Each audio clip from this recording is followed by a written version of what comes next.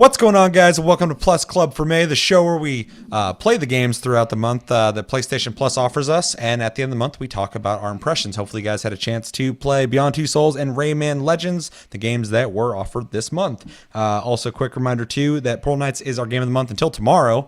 That will be changing very fast, so make sure to play that as well, and we will be announcing our new game of the month. And also, next month, we have XCOM 2 and Trials Fusion, both are free on PlayStation Plus, so we'll be doing Plus Club all over again. Play those, download those, come back at the end of next month, we'll talk about those. But this month, we are talking about these games. Also, I didn't mention it last episode, we have Discord, so go down in the description box, hit the link, talk to us at any time, post some memes, talk about some random shit, we always do, and... yeah.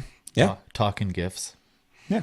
And also, we are on iTunes and a bunch of other things that offer podcasts if you prefer to listen to us. And if you're listening to us, watch us on YouTube at Tasty Loot Gaming when you appreciate it. So we played Rayman Legends, Beyond Two Souls. I figure we should probably talk about Rayman first since there's going to be a lot less to talk about. Yeah. So for people who didn't get a chance to play it, there's a little video right there, too. You can watch it. You have gameplay. I was very tired when I did this, so there's a lot of failure you're gonna be seeing up there. I apologize. That is me playing. I will take responsibility for that. I'm gonna laugh if you're looking the wrong way. Well, he will be here, so take him, flip him, mirror him over. He's looking this way. Yeah, he's looking at the edge of the screen. Wrong way. In fact, he's looking away from it because he doesn't want to see the bad gameplay. I'm like, I did bad. He's like, I'm just gonna look over here then. Yeah, so in case you didn't get a chance to play it, Rayman Legends is the continuation of the series Rayman. It's been going on for a long time. Ubisoft's, in my opinion, very French platformer. It's very stylistic and really interesting. It's a 2D perspective platformer where you're able to go through multiple levels, collect lumens to unlock new levels, unlock new characters, you get scratch tickets to unlock more lumens and characters. There's quite a bit of content to it. It's a very colorful, cartoony, but in a really interesting art-styled way. And let's jump into first impressions. I'll start first. I actually really enjoyed this game quite a bit.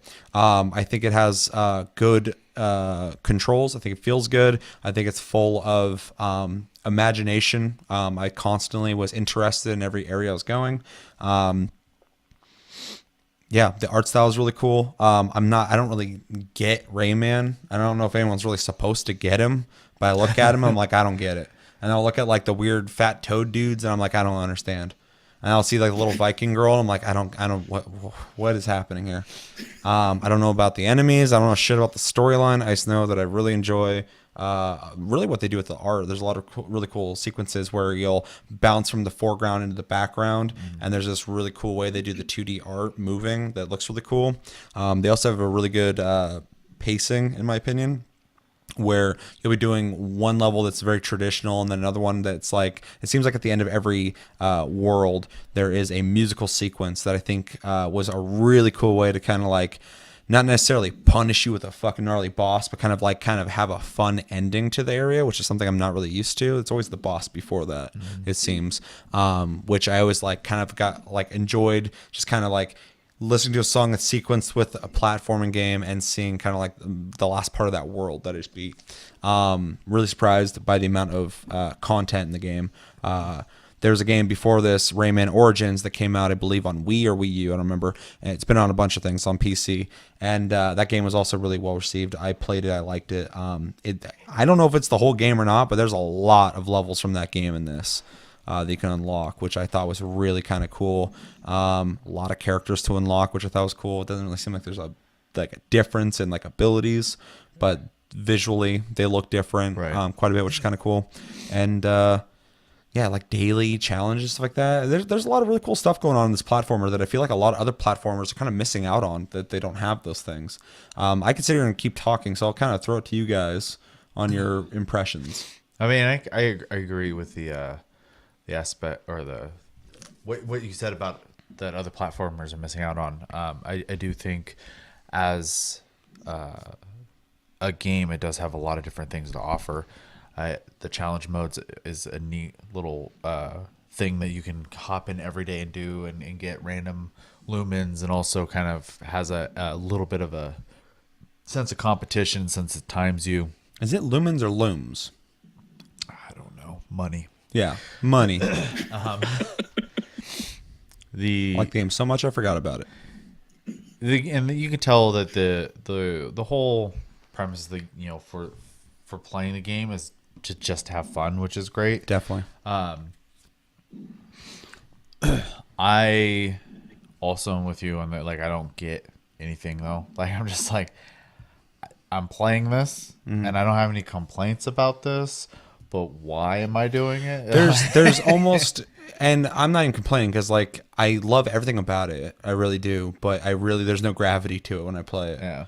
I mean, I do love that there's like, I'm assuming these like female little bug alien people that get kidnapped by this little asshole who flies around. And I love how every time they get kidnapped, you come to save them. But no matter what, once you like show up, there's like, yeah, just flying around with him, and they start beating the shit out of him, and they always free themselves, which I mean, I guess that's empowering for if they're females or something, but like, I always think it's funny that like, you're not even necessarily saving them. You're almost like giving them the morale and courage to fucking get out of that Like, situation. oh, Rayman's here. Yeah, and beat that. Yeah, because you'll be chasing after that asshole, and fucking there's like, yeah, and then they start beating his ass, and then he's just like holds his nose and runs away, and I'm like, why did you do that in the first place? You're a strong, independent woman. You don't need this, man. I also do really like the different skins or characters that you can get. What's your favorite one? Not the variants, but the people. I played mostly as the first Viking chick character that you got. I did try everyone as I got it, but then once I got to that one, I was kind of like, I like this one. So I like those little spy versus spy dudes. Little nuggets. Little wizards. Yeah. Oh, yeah. Let's see. In the challenge, I did challenge mode 2 or 3 times because I played this over a course of a couple days. Also And a couple minutes. huh? Said over the course of a couple minutes. Well, the challenge mode, yeah, course of a couple minutes. I play it for 3 minutes. I'm done with this game. And it was neat because they literally just took some of the levels. They were a little bit modified, but they were just like the one challenge mode. I hadn't even done the level yet. It was the first time you do a mission and the wall behind you is on fire, so you have to keep moving or whatever and going through the course. Of course, it's timed. They want you to get the best score or whatever. And so I did that, and I was trying to get to at least silver, and I was like, okay, I don't want to do this anymore. I started playing through the game, and then I got to the level. I was like, I just did this. So, but yeah, no, I mean, it's fun. Not something I could sit down and play for long periods of time, but it's fun to hop in, do a couple levels, hop out. So Yeah, when I played it, I was definitely playing it for like at most like an hour at a time. But I enjoyed it the whole time. It's something you can jump into and just kind of play for a second, then come back later, and it even incentivizes you to log in daily. Yep. To do things. So, I mean, like the game is kind of self-aware on what it's offering you. So yeah, very Chris? bite size. yeah. Like you said, the art style is really nice. It's a neat little kind of cartoony, kind of comic booky, but in its own unique fashion. But I found the gameplay, even though I played a lot of it, to be kind of dull. It wasn't extremely challenging, and there wasn't a lot of mechanics. Just it's just a straight up platformer with little hover mechanics here and there and attack animations here and there. And as far as like the characters, they're not. There's 3 bases and that's it. Everything else is just a skin. There's no individuality really amongst them other than how they look. I think there's 4, then, but yeah. Yeah. The wizard dude's 4. the chick, There's- Rayman, and the lumpy toads. Right. But even then, they're just skins for all the same basic animations of hovering, attacking, jumping. Yeah. There's no unique mechanics to any of them. It definitely lends itself off to being one of those games you kind of jump in for a little while, play a couple levels, and leave. I tried to I found myself getting to the point where I was just kind of like trudging through levels, trying to get through them as fast as I could, just to get to the end levels, which were all the musical ones, which is what I enjoyed the most. I really enjoy those rhythm style games. I just kind of wish there was more of it in it. I liked the when you unlock a character, they're more designed to be like to figure out a situation. So like those rooms that you can rotate to get through, or like there's someone way the hell up here and there's a couple things floating up and you got to kind of figure out, and they're always really quick, which I appreciate. I don't want to sit there all day and go, oh, how the fuck do I do this? But like, you know, you try for a second, you mess up, and then you're like, okay, and then you do it, and you're like, okay, that's how you do it. I kind of liked that because it kind of changed up the pace. I do feel you though. I think I've played each world, but I haven't beaten each world. I think I have like 2 of the end worlds I need to finish. But towards the end, I was going through in the beginning and collecting like every person in each level, and towards the end, I wasn't even looking for them anymore. If they were there, I'd fucking grab them. If they weren't, they weren't. Although they did get creative with some of those people you save, because sometimes like you just accidentally kill them. They'll be like dangling from a string, and you'll use that flying little dude, and you'll cut the string, and they'll fly into some fire, and it's like, oh shit, okay. Or they'll be hiding in a part of the map that doesn't unveil until you get close to it. Which I think is cool because there's reason to go back and look for stuff, but I'm not a collecting type dude. I don't really go and play anything to find everything unless there's like an incentive. If I'm gonna unlock a new perk, I'm sure it's fucking to find everything. But if it's just for like, I got them all, I don't care about that. But yeah, I feel what you're saying. Towards the end there, I was just kind of running through the level to get to something more interesting. I think it was all interesting though, but yeah, I know what you're saying. They do really get creative though with the level design though, because like specifically the first area is very traditional, has a lot of traditional stuff in platforming, but then like in like the luchador food place, there's a lot of really interesting shit going on there. Like the worms that would eat through all like the cakes and stuff, and you had to use that to get through or to time. I don't think you got that far. I didn't. And then also the bug guy, you can call him in and he'll eat through the food, but then the food like regens. So you have to like start thinking differently on the way you're platforming. It's not the same. There's one where like you have to keep running while doing that shit. So each world has its own new way or challenge to play, which I really appreciated, because one thing that gets to me is monotony. If I have to do the same thing over and over again, I'll get bored unless it's Warframe or something and I'm working towards something, then I don't care. Also, that loot grind. Yeah, but it's completely different. It's day and night for me. If there's something I'm after, I will do the same task over and over again. I don't care about grinding. I don't prefer to do it, but I will. But yeah, if it's like I'm not getting anything, I'm just doing it for fun, I can't do that. Yeah. But yeah. Yeah. What'd you guys think about the music? I don't even remember it. I don't remember it at all either. I know it's like really like fluffy and like boop boop boop. Yeah, all I remember is the levels that were specifically designed to be played around the music, and even then, those were kind of like verge of not being copyright material music. The Woeblock Betty, which is like the first world's end part, like I liked that. I hate that fucking song, but the guys popping out of the castles going brr, brr, brr, brr, just like fucking like little goblins or whatever. I thought that was pretty funny. Yeah. I forgot what the second one was. I don't remember. They're all really neat. I think it's really cool how they sequenced it to match the gameplay. Because if you stop, you die, so you have to go with that rhythm. So it's a really cool way to kind of have a finale to each place. Did you guys try the Origin stuff at all? I did not Nope. touch the... I played about 5 levels of it. It's really neat. One of them, you're like flying around shooting shit on top of something, and it felt different than everything else in this version. So I was like, wow, there's a lot of game here to play. I think it's interesting too. The first area and the second area feel really like family. The whole game feels family friendly, which I think is kind of cool. But and I know you're saying there's not much challenge, but it definitely does get a little more difficult. I guess the more higher started levels become more numerous towards the end, because around the time I got to that like the Roman Greek area and the luchador place, I wasn't able to just run and jump and not think about it. Actually, every once in a while I would like jump into a spike thing, and I started being reminded very slightly of like Super Meat Boy, which is the extreme version of platforming. Also, there seems to be like 2 kinds of platformers.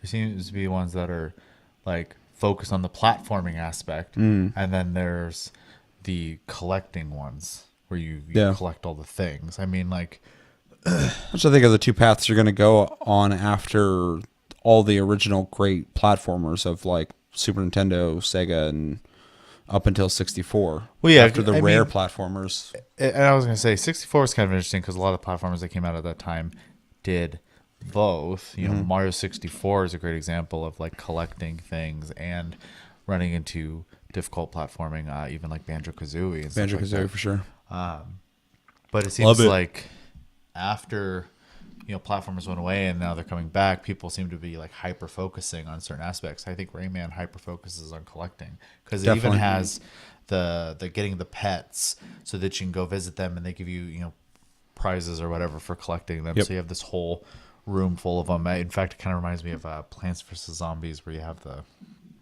That's the garden. I think it was. yeah. That's what I was trying to emphasize. Like, this is a really family friendly game in the sense that, like, not in tone. The tone's definitely there, but like I feel like the tone works for everybody. It uses a non-verbal communication of all the guys going "Brr," and just like hitting each other and stuff that's really simple for anyone just look and go haha. But there's a lot of things there for like I can only assume like people who like to collect things, but also like kids going like, oh, I got this guy in this level and that guy in this level, and I got this whole collection of things. I'm trying to finish it, like and the gameplay's simplistic. I Yeah. mean, to the point where like you're jumping and you're punching, and having this fun adventure. So, Sure. Yeah. which is cool. Anything else you guys want to add to that? I don't know if there's a whole lot more we can really add to. I mean, I don't even know what the fuck's going on in that game. I don't know what the storyline is. There's like dragons and shit. I'm beating their asses. It's Rayman. I assume the story's like Rayman's just super cool. And there's some dickheads out there. And when Rayman shows up, he teaches people don't deal with dickheads. He's like, look, be cool like me. Yeah. I'm cool. I don't fuck with people. People don't fuck with me. If that guy's fucking with you, fucking hit him in the nose.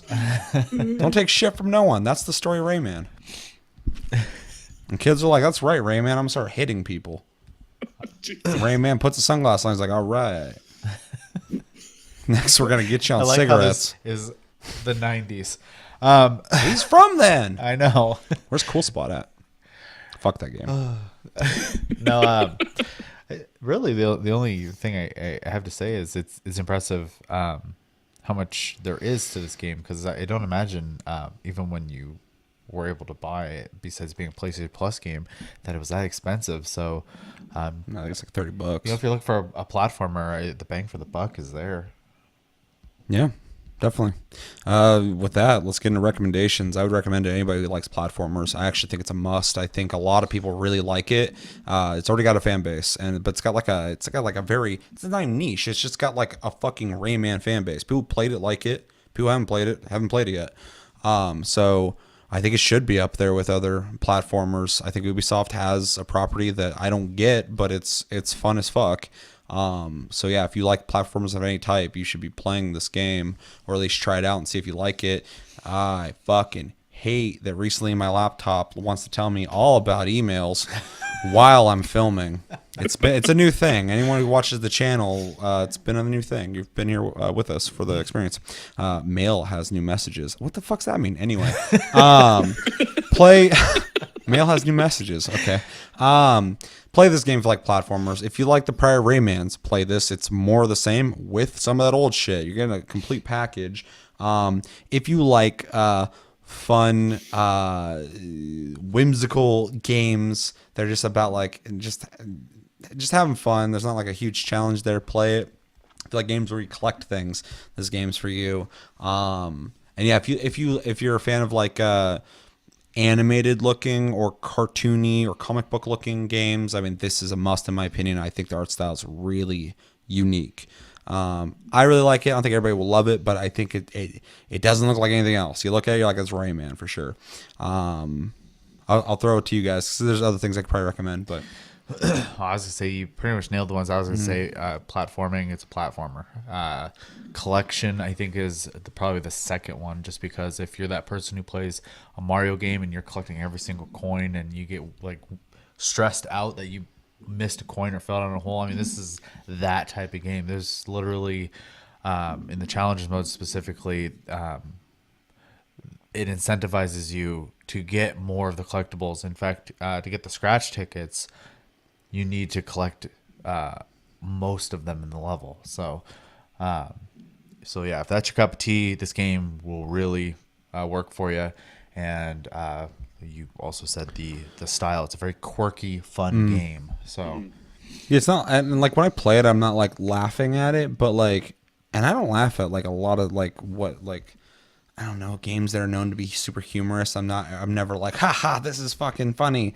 But like, I'll still recognize in this game, I'm like, I like the quirkiness to it. I think it's fun. I also want to add too that if you like action adventure games, this would be worth playing because you are not just jumping and you're like punching people. You get moves where you can launch stuff at people and stuff like that. So there's an element of like slight skill, but skill to timing your punches and stuff when you're jumping. Yeah. Chris? It's hard to really add much else to that. I think you've covered a lot of it. I think this is a good game to play with like a family, like not necessarily like the whole family, but like say you have a younger sibling. Get grandpa out of the closet. Let's play. Like the kids I used to nanny, I think would really enjoy playing this with everybody. Like, they all take turns and, someone dies, you take over or whatever. I think it's a really good game with that because it has a really easy slope, I think, for difficulty wise for people to adjust to. Definitely. And you could replay the first area for a while until you got better anyway because there's so much shit to go collect and find. So unlike next month's game, both of them. Oh, I'm going to pull my hair out next month. Especially when I'm standing right in someone's face, pointing a gun right in their forehead, and it's like 3% chance to hit this guy. And I'm like, I pull the trigger and fucking, of course I don't hit him. And then he shoots me and fucking crits me. That happened when I bought that game for fucking PC. And I was like, I love this game, and this is so broken, I can't play it. It sucked. It's the worst game of my life. Yeah, so I think we pretty much covered it. I was about to say caught it. Caught what? Rayman. Fucking got caught that Rayman disease. Got the lums. I've got the lums. I got the lums, god damn it. Put grandpa back in the closet. He can't take the lums. He won't survive the winter. Gets cold in the cabin in the woods. Let's grade it. Chris. I'm gonna give it a B+. It's a solid goddamn. game. It's got all the content there. It's got a lot of content. I only beat the basic storyline. I didn't go back to Origins or any of the side missions or things like that. Yep. So the content is there for what you're getting. I think you're getting, like you said, money's worth of a game. But I just wasn't really drawn too strongly to it personally. Mm-hmm. I feel it. I don't think I could be as generous. I actually I'm going to give the game a C+. God damn. It is Quite the difference. it is a good game, and it does have a lot of content. It just, at least for me, is a sit-down, bite-sized game, and honestly a little forgettable. I'm not going to be clamoring for this, later down the road, and the only way I'd even bring it up to people is if we were talking about platformers and try to find something maybe they haven't played yet. And I don't want that to sound negative because I actually do think it's a good game. I just don't think it's a great game. So I think C+. So B+, C+. Okay. I'm going to give it an A-. I'm the asshole in the circle Yeah, here. I'm going high. I think the only thing about this game that isn't excellent is I don't know what the fuck's going on, and I'm sure I can figure that out. I'm just lazy. I'm a lazy motherfucker. I look at Rayman, I'm like, I don't need to know why the fuck he looks like this. It has no arms. I really pretty much. I really dig the art style. I really dig the gameplay. I like the quirkiness to it. It's not something I'm going to be playing all the time, but it's a game I am going to remember. It's a game I will suggest to people. I'll be like, if you like those games, if you didn't play this, you should go check it out. This game needs some fucking love. You're going to have a lot of stuff to do in it. I think it has tight controls. I think it has a great variety, which is something I think a lot of platformers don't have.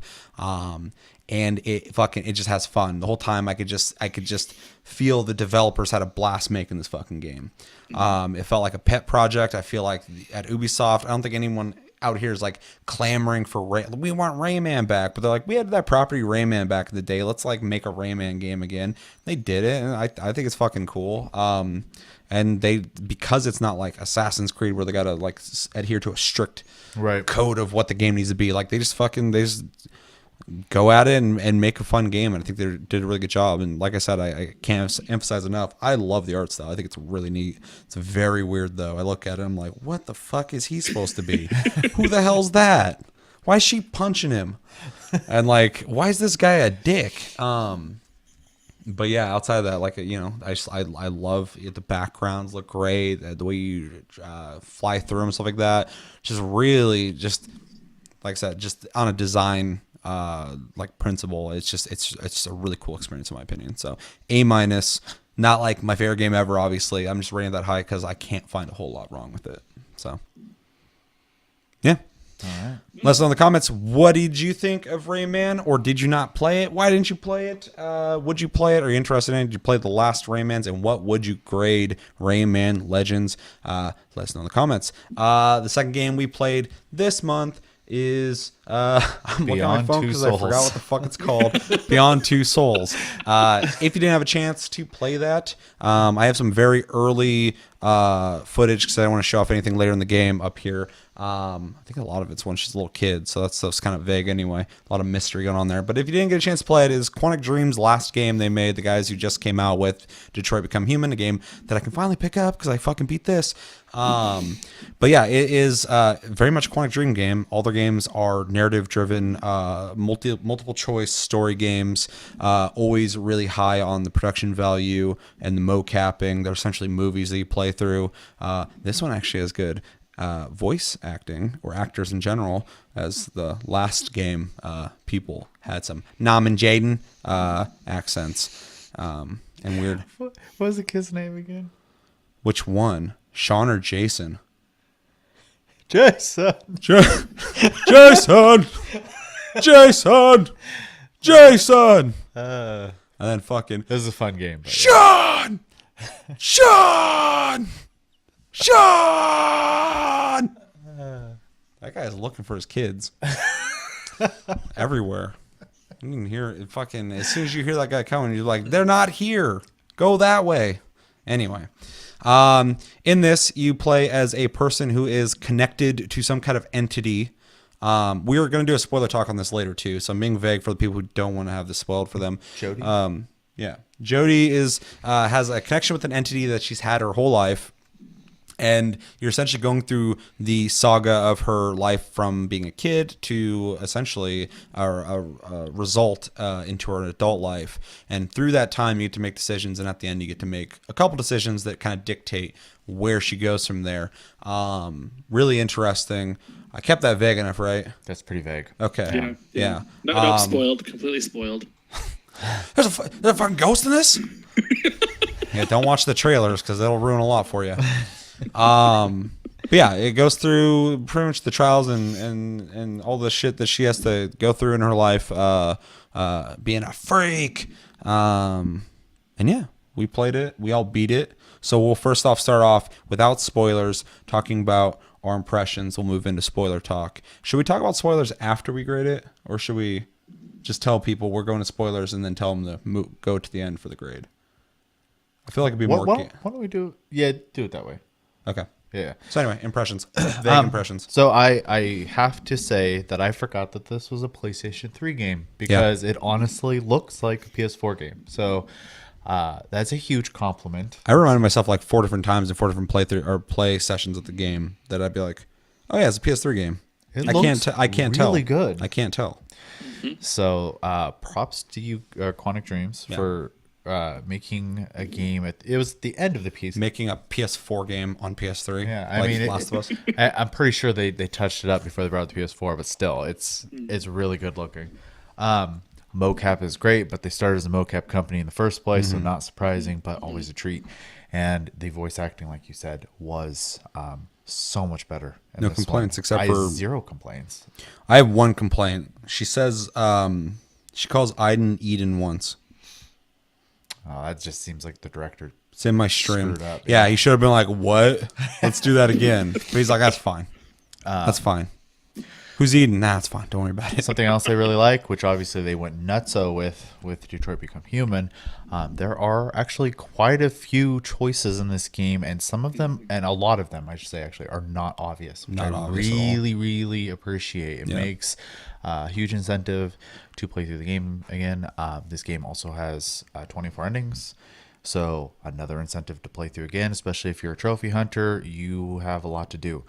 Another reason for you to play this one game 24 times. Yeah.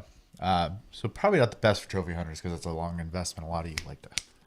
This is my favorite movie. I fucking spent, what is that, 240 hours playing this game? It's 10 hours a piece. Did I math right? No, because after the first playthrough, you can just load chapters, adjust your decisions. Yeah, but if you played it from beginning to end every time. Wow, you It's like are 240 doing hours, it right? wrong then. Yes. Doing it right. You're getting the full experience. You love Jody and Aiden. You're putting Monster Hunter time in it at that I point. love Aiden. He's my favorite puppy. And I suppose the other thing I really liked about it is the story is actually, I think, good. So I was never bored with there was a couple parts that drag, but the story is good. There's 2 parts that I was like, this is filler. This is like this is an episode, an anime. I don't agree with one part that you didn't like, or that you thought. I didn't dislike it. It was just too long. Correction. It went too long. I do agree with you with the other part, though. Totally too long. So, and obviously we'll talk about that when we get to the spoiler part. So stick around for the end. I mean, I don't know what else to say without actually starting to talk or digging into it. So, and the music's good.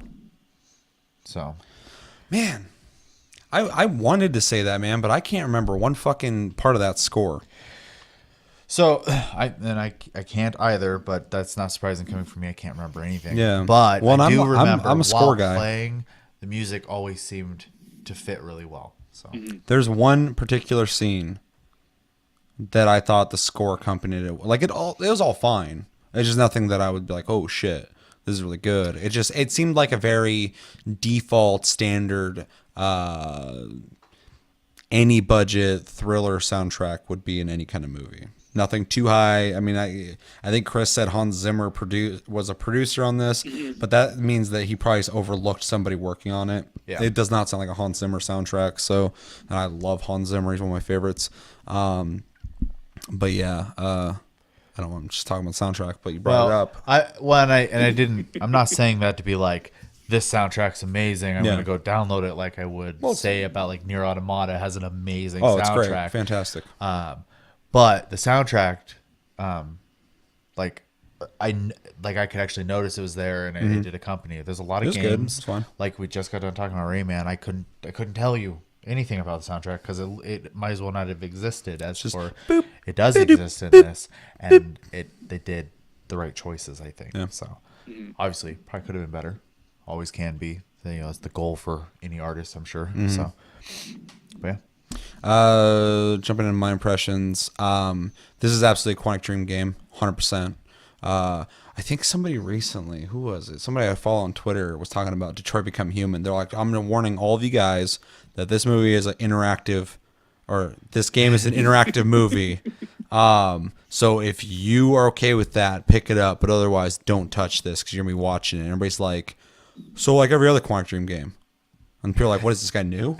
And I was like, where the fuck did you come from? Did you crawl out from under a rock? Like, that's literally what you're buying. I thought I was going to be an android that killed all the things. Yeah. I was like, you gotta be really disconnected. I'm not even trying to get flipped. I got too much shit. He just didn't know. But still, Yeah. I'm just like, man, that's a weird thing to tell people about if you've heard of video games. Is the last- anyone following the game new? Yeah. And so anyway, playing this game, I went into it with higher expectations. It's funny because it came out on PS3. I skipped over it because too. Heavy Rain was decent, but there's so many problems with it, and the voice actors so ridiculous that I couldn't get super into it. I thought the storyline was good, but I actually liked Indigo Prophecy more, or Fahrenheit, whatever the hell it's called. It's both, depending on what Yeah. part of the world, yeah. In fact, I think on phone it's called Fahrenheit Indigo Prophecy. So it's like fucking fair. There's no confusion there. So I skipped over this because first off, to be transparent, I'm not an Ellen Page fan. I don't think she's a horrible actor, but I also don't think she has range in any way. She's fine, blah, blah, blah. So when I saw this, I was like, that last game was okay. I'm not a big Ellen Page fan or whatever. Played it. She does fine. She's fine. I'm not even going to say anything negative about her. But yeah, playing it, finally, I had like 2 people. There's 4 people ever played this game on PS3, and 2 of them I happen to know, and they're like, "You should really play this game." I'm like, "Nah," and they're like, "Like, you should really. I'll let you borrow it. You can play it." I'm like, "Yeah, we'll see." And I never did it, so we played it, and I liked it. I thought it was good. I think the storyline is more interesting. I think the way that they did it, you can actually play it in the original version. It skips from times kind of around her life in a way that allows for surprises to happen. If you play it in their more chronological order, which is where the footage came from, I started that. It's interesting. You start as a kid and just move through her life. That has less surprises in it because it's kind of stepping you through the story. But yeah, the way they did the story and what the story is, I think is a lot more interesting than Heavy Rain, and kind of brought it up already. But that's why I'm kind of comparing it, because I think this is a great step forward for Quantic Dream as a company. They really showed that all the promise of their last games are still there, but they finally got the acting down. I had no complaints there. The mocapping's fantastic. There's a lot of different scenarios and a lot of different situations going on in this game that, unless you, like me, got kind of bored of certain parts going on for too long, after that part, you're not going to do something like that again, which I really appreciated. I think the characters are interesting. None of them really stood out too much for me, though. The environments are good. The interactions with Aiden, which is the entity, things you can do with him, I think was probably one of my favorite parts. Also, keeping it vague, we'll talk about it more in the spoiler talk. My favorite parts of this game were the parts where you're seeing Aiden and Jodie interact with each other when she was a kid. I feel like there's more character building in those sequences than the later parts, where it's more of her using Aiden as a weapon or being annoyed by Aiden, which is something I'll talk about more because I have more to say on that. But yeah, my favorite parts were those parts. I liked the more live-in sequences of like when you're in a house and you can just decide to do things and see what happens, versus like when you're getting chased by the cops or something like that. So, but overall, I dug it. It was very cool. It's only like 10 hours, so it wasn't, games like this I could not play for too long. So just like The Walking Dead, when they're in episodes or whatever, I like just having that. Well, I mean, this is a 10-hour movie, so I mean, it's not short, but I'm babbling. But I liked it. It was cool. Chris? I really enjoyed this game. I found myself having difficulty putting it down, the controller. I really beat it in like one day? I don't think that fast, but... Okay. I remember you didn't play it, and then like all of a sudden you're like, I beat it. And I was like, oh, shit. Yeah, I really found the story to be really personally compelling, and like you said, it's an interactive movie. The voice acting is really well done. The mocapping, you guys said it already. I mean, it's astonishing that this is a PlayStation 3 game. It feels like a new age game graphically, and the characters look. I mean, once you start getting into the game, they feel realistic. As compared to like other games, which is like, oh yeah, I'm playing, they feel Dark like humans for sure. I agree. Yeah, they feel real. There's depth to them. It feels like and then the amount of choices you can make and how they vary and how you can make them. Like at certain points, if you don't look at the room with like Aiden, you don't see some of the options, or if you don't go this way, you're not going to see the options to do it. And the replay value, I think, is there. Although I don't think I would replay it, just because I like the way my story played out and the way it resolved itself.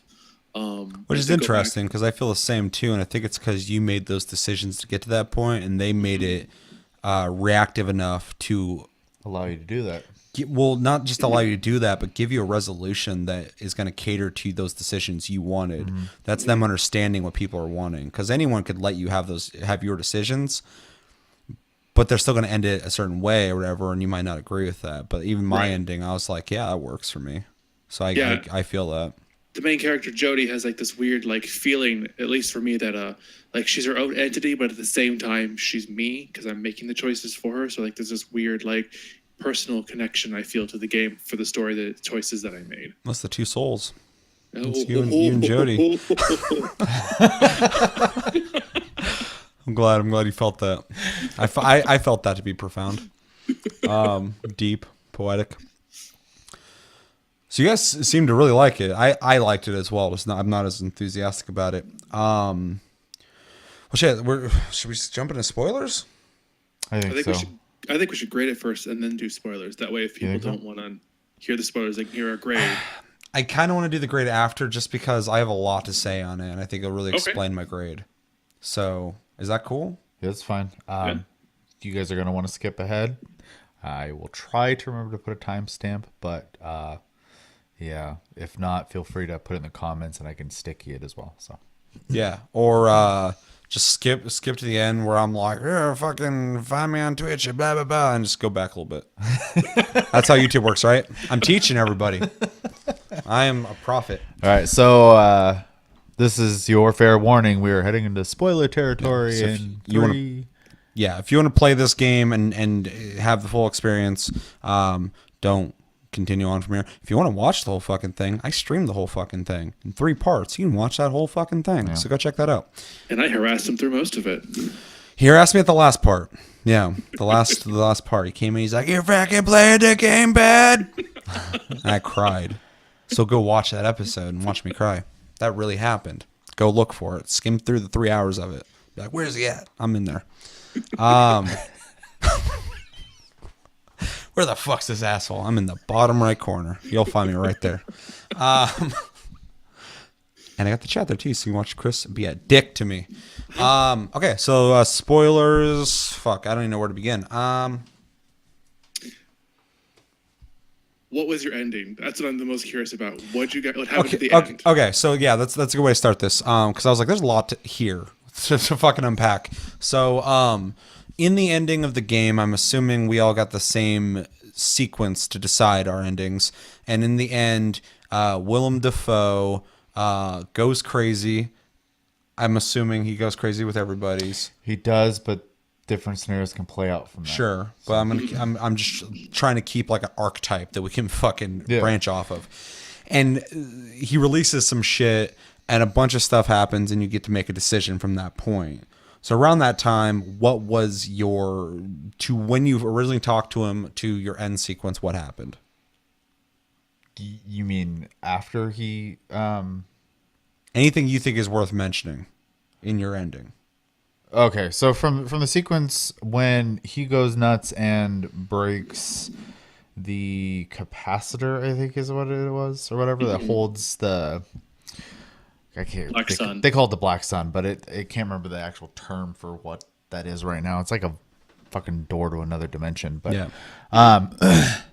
He breaks that so that they can all get free, and you're going through it or whatever, and you get to the point where oh God, what's his name? The parental figure in your life other than William Dafoe.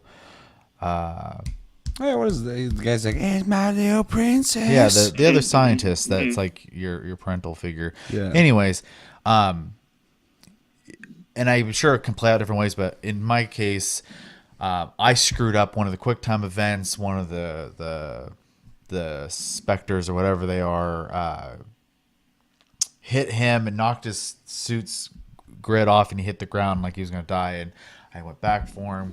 You know, you carry him. And then I had Iden heal him, and then you leave him and you go through all the other sequences there, and then you get to the part where you're at William Dafoe, and I called him out on his bullshit. I just started yelling at him, and when I went to walk away from him, he shot me. Really? Yeah. Same. So yeah, he shot at me, and He shot at you? yeah. Yeah. What the fuck? So that's what I'm saying. That part can change depending on how you talk to him. You can actually get him to, instead of shoot you, I guess shoot himself. Wait, so what happens to him when he shoots you? I believe he shoots you, and then what's his face? Ryan. Ryan shows up.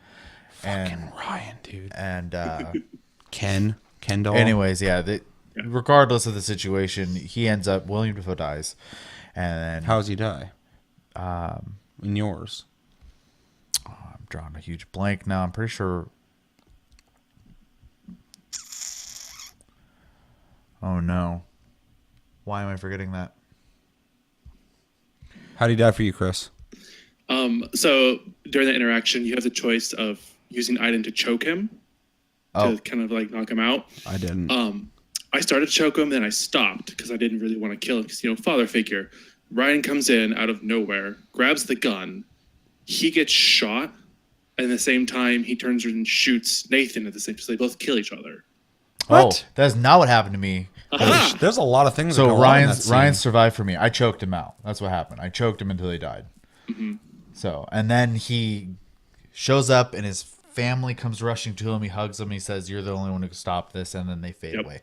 Okay, so that seems like a thing that carries over no matter what. Yeah. So, yeah, that sequence can play out a bunch of different ways. So hold on. Yeah. So fucking my situation was completely different.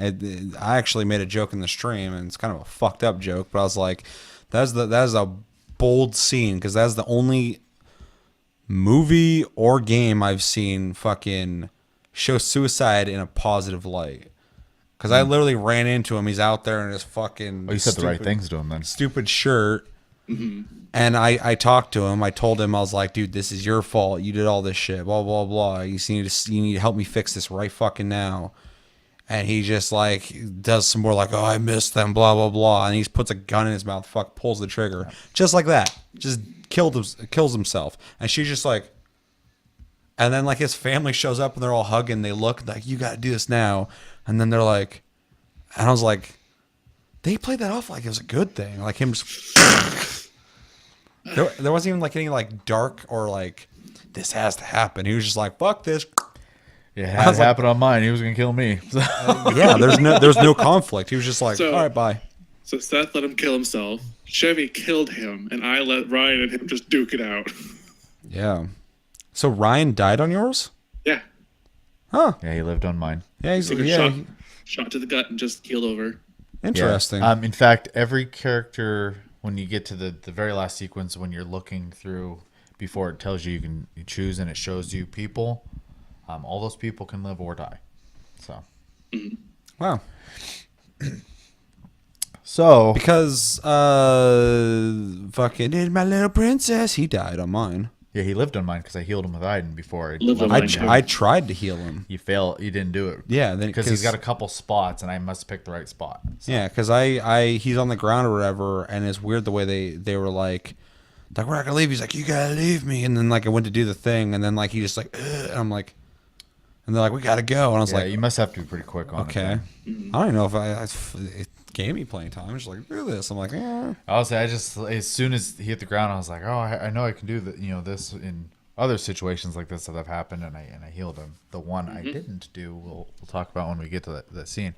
Yeah. And I'm pissed because I thought about it and I figured the game would give me more time. Anyways, you go through, and I believe at this point there's a lot of sequences, and then you find out that Iden is in fact your brother. Okay, I want to say one thing to the whole game in general. Yeah.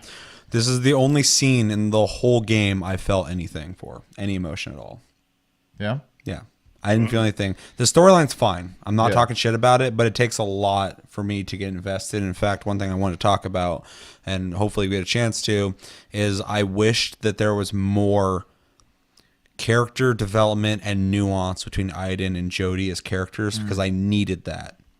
I wanted to know more about their dynamic. Yeah. I liked, and that scene was the only time I got anything on that, realizing that that's her brother that grew up with her as a ghost, essentially. Yeah, because they were twins in the womb. Yeah. And he was stillbirth. So when that scene happens, the music's good at that scene. It's the only time in the game I was like, this is actually like a cool scene. The visuals are great too. And the visuals fucking cool. And I liked the you don't really see him, but you get a representation of him because he was somebody that could have been her brother, still is, whatever. That scene, even right now, like I can kind of feel like the goosebumps from it. Because I'm like, that was a really good scene. That made sense. But I wish there was more throughout the whole game to kind of like build a connection between the two outside of like the game tells you they have a connection. I would have loved some scenes where you kind of got more personality from Iden outside of obviously you're controlling him. But still, there's a dynamic there that he is mischievous and sometimes kind of an asshole. Sometimes he's looking out for you. And I wish there was more reason to understand why, but in retrospect, I understand they keep that vague because they don't want you to know that he's. Yeah. It was a genuine surprise for me. I didn't know he was it going to was be the for me fucking too. brother. Yeah, which is awesome. You didn't spend a lot of idle time, I imagine. I spent a shitload. Did you? I was gonna say yeah. she'll talk to Aiden, especially when she was a kid. She did a lot. So, anyways. And those were my favorite scenes, though. I already said. Oh yeah. Or as a kid, were the times I liked the most because you got those moments. That's the thing that you need in movies. That's why I get sick of a lot of movies nowadays. They're also fucking fast paced. Set piece here, set piece there. Comedy right after some dramatic shit. Fucking romance right into comedy, into action, blah, blah, blah. You never get There's no development. There's of no any sort. scenes Yeah. where fucking people are like just existing and like letting you get into their characters. In this game, it's a 10-hour fucking movie, so it had plenty of time, and there are some sequences where they do it, but they also have some sequences where they're not even touching that at all for a long time. And I feel like it would have really strengthened this game if they had some moments you could go back and recall of the time that this happened, so when there is some sort of like protective aspect of the game, you do feel that bond, and not more so like, well, I'm the ghost and she's got to survive, so I better fucking go help her. I would have liked to feel something a little more, so when that scene did play out at the end where it reveals who it is, which did do something for me, it could have been even more impactful. Yeah. So, Well, and it's crazy to think too that he probably knew the whole time. You know what I mean? Because he was obviously sentient. well, through his abilities, she can see into other people and stuff. So, I mean, he obviously has the ability to see and understand things that she doesn't. Yeah, and it's just crazy the whole time. He's like watching out for his sister, but she's got no fucking clue. You know? Yeah. So, Well, because he's tapped into that world, so he knows the threats and stuff, which is really interesting. But he has no way of talking, essentially. also real quick, when William Dafoe, right before. Turns into Green Goblin. Yes, right before he turns to Green Goblin. He did it. The whole game I kept saying he's going to do that, and then he started going crazy. I'm like, uh-oh. He goes into his fucking little secret lab or whatever, and he's got his wife and his daughter in that room, and the whole time they're in pain. That was so I could see him awkward. fucking just smiling the whole time, like they aren't supposed to be here. You could tell by like they're just like reaching out, like grimace. please fucking stop. Yeah, they look like they're in pain. Yeah, and then you do the sequence or whatever, and that was another time I was just dick. As soon as he started going crazy, I stopped being nice to him. Yeah. I was just immediately like, "You're an idiot. You should stop. I'm leaving." Yep. But anyway, so yeah, the sequence goes, and then you get to the where you get to pick life or beyond, and Yeah, so how I forgot. How do you get to that part? How do you get between there? so after your confrontation with William Dafoe and you actually enter the rift, it goes through the sequence where it shows Aiden as your brother or whatever, and so you're watching this whole. So you cutscene. go into the Black Sun. Yeah. Yeah. Okay. And then you pick whether you want to stay alive or go to the other side. Yeah, the other side obviously is essentially, I don't know if I'd say it's heaven, but it's like it's leaving the plane of existence. we live in. Infoverse. Yeah. In this game. So, Yeah, but in a positive light. You're not going to the dark place where the fucking where all the monsters are. yeah, No. because it shows some people I really didn't care about too much, but the two People who Navajo died people, in yours. Yeah. was there other people in yours other than the two Navajo people? Yeah. Yep.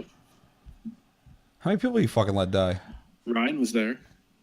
Really? Ryan died in his. Yeah. I thought mine was kind of vacant. Like she like looked over. She's like, Ideally, she's like, I could it go. should have been empty or full. She's for like, the I end of really could know it. choose that. life, and it's all dark and shit. She's like, or I can go beyond. And I look over, and there's just like a dude in a wheelchair looking at me. I'm like, I don't know, man. I gotta hang out I know with that was him. different between yours and mine was my mom was there. Yeah, my mom was there too. I left her. I killed her. I know. I ended her life too. Yeah. Really? Yep. I bailed. I was like, I'm out of here.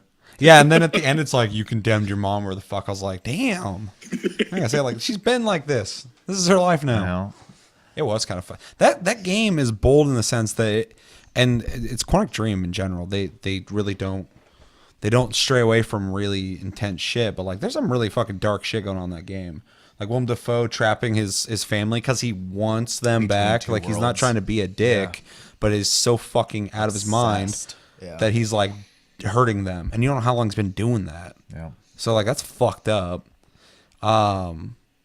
but it's an understandable sense, even though I do feel like it was forced how crazy it went instantly. But you still understand why he's there, why he did it.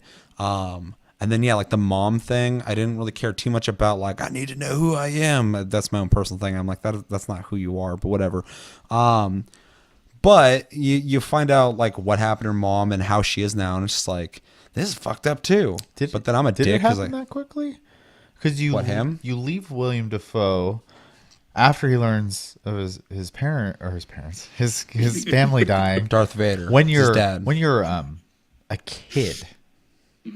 So between the time he's a kid and the end of the game where you were an adult, he's been just stewing on that. And there's a whole period of your character's life where he's not in your life Yeah, but when he pops in, he's still in his little suit, fucking like, man. He's in a nicer suit. I need to find Jody. He got that government funding. Oh my, but that government cheese obviously drove him to that. So. And I could sit here and create my own way of elaborating on it, but in the storytelling aspect, he literally, towards the end of the game, went from like, I can protect them, I'm helping, and then like fucking, then you say like one thing to him, he's like, oh my god, I'm fucking so angry you're even challenging me, and then after that he goes off the fucking rails, instantly. And I was like, and the earlier in the game I already assumed it was gonna happen too, because Willem Dafoe as an actor has always been a dude who can play like a semi-charming dude who will fucking go insane.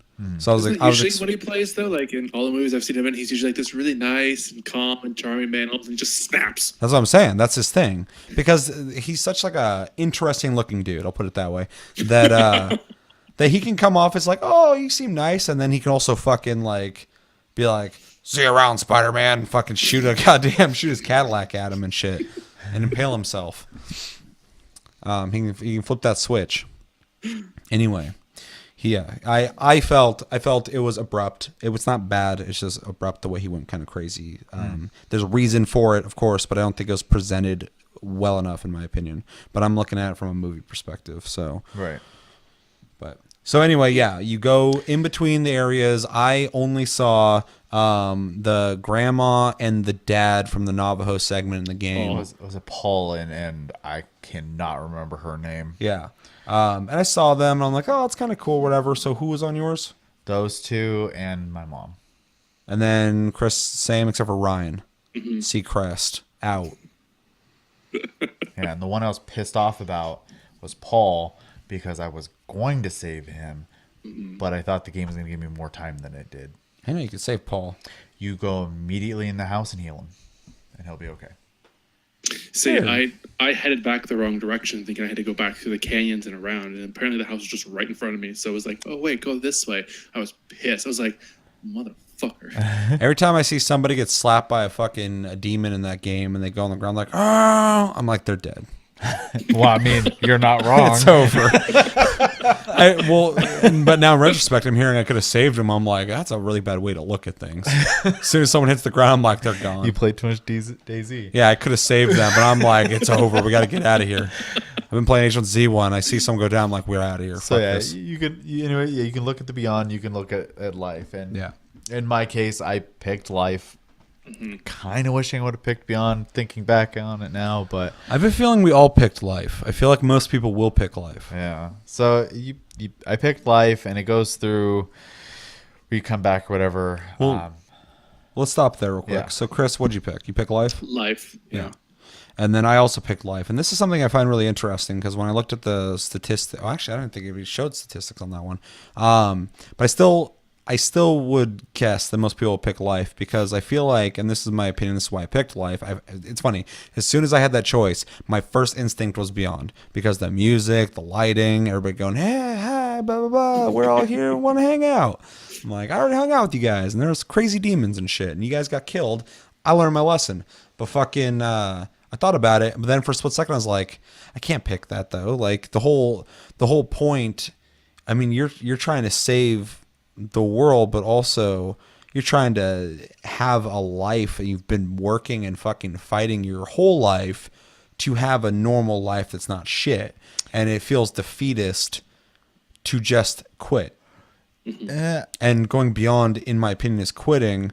Whereas like if you do save the world, if you don't, you're dead, you're going beyond anyway. But if you do save the world, you have a chance at life again to live without Aiden or live with Aiden, whatever she decides to do later. But for a while there, she didn't want him, and then she does. With whoever you want to be with, whatever romantic interest or none that you pick, but also not having the government up her ass constantly. I mean, like, she never got a chance at that. She had a shitty fucking childhood. Like, so the idea of like life, it was almost a must for me because you're gonna go beyond eventually anyway. Everybody does. Like, Yeah. So for me, like, I was just like, I have to pick that. I have to give her a chance to fucking. I mean, otherwise the journey was for nothing. Although I am curious about what happens beyond. Well, obviously. I was gonna say I wanted to pick it for a couple of reasons. One was because the one person even had an attachment to for the entire game was technically Aiden. Like I know they play Ryan off as it's supposed to be the romantic interest, but when you first meet him, he's a complete fucking asshole to you and rips you from your family. So I actually kind of had a grudge against him. I never liked him as a character, first off, because the way he looks is ridiculous. I mean, he looks like a fucking Ken doll. I'm sure that guy in real life, the actor's great guy, blah, blah, probably very handsome man, whatever. But I'm looking at like this like hardcore, like underground black ops fucking military operations thing, and this motherfucker looks like he's a goddamn underwear model. It takes me out of it. And then he, without any fucking empathy in any way, rips you from your family, and not even in like a let's go soldier, fucking this is what we're doing now. He's just like, yeah, whatever, fuck you, tired of your child or let's fucking go. Whatever, yeah. You got a ghost that can kill me at any time, but I feel fucking like I got the authority to tell you what to do. Yeah, so and then you try and fucking date him. I'm like, what the fuck is going on, dude? Fuck this guy. I never liked that guy. Yeah, so that's where I was with it. Yeah. So, and the childhood thing, like from there on, like when she's younger, I'm like, I'm never gonna like this dude. yeah. Like, it's never gonna happen. So when the romantic stuff started getting forced, and I feel like it's forced, I'm glad they added it because maybe somebody saw him and was like, "Ooh, he's fucking hot. I want to be with that dude." But like for me, I'm like, you're a piece of shit. And then later in the game, she has problems with him about the stuff she gets put into. I'm like, this guy is not a good person in any fucking way.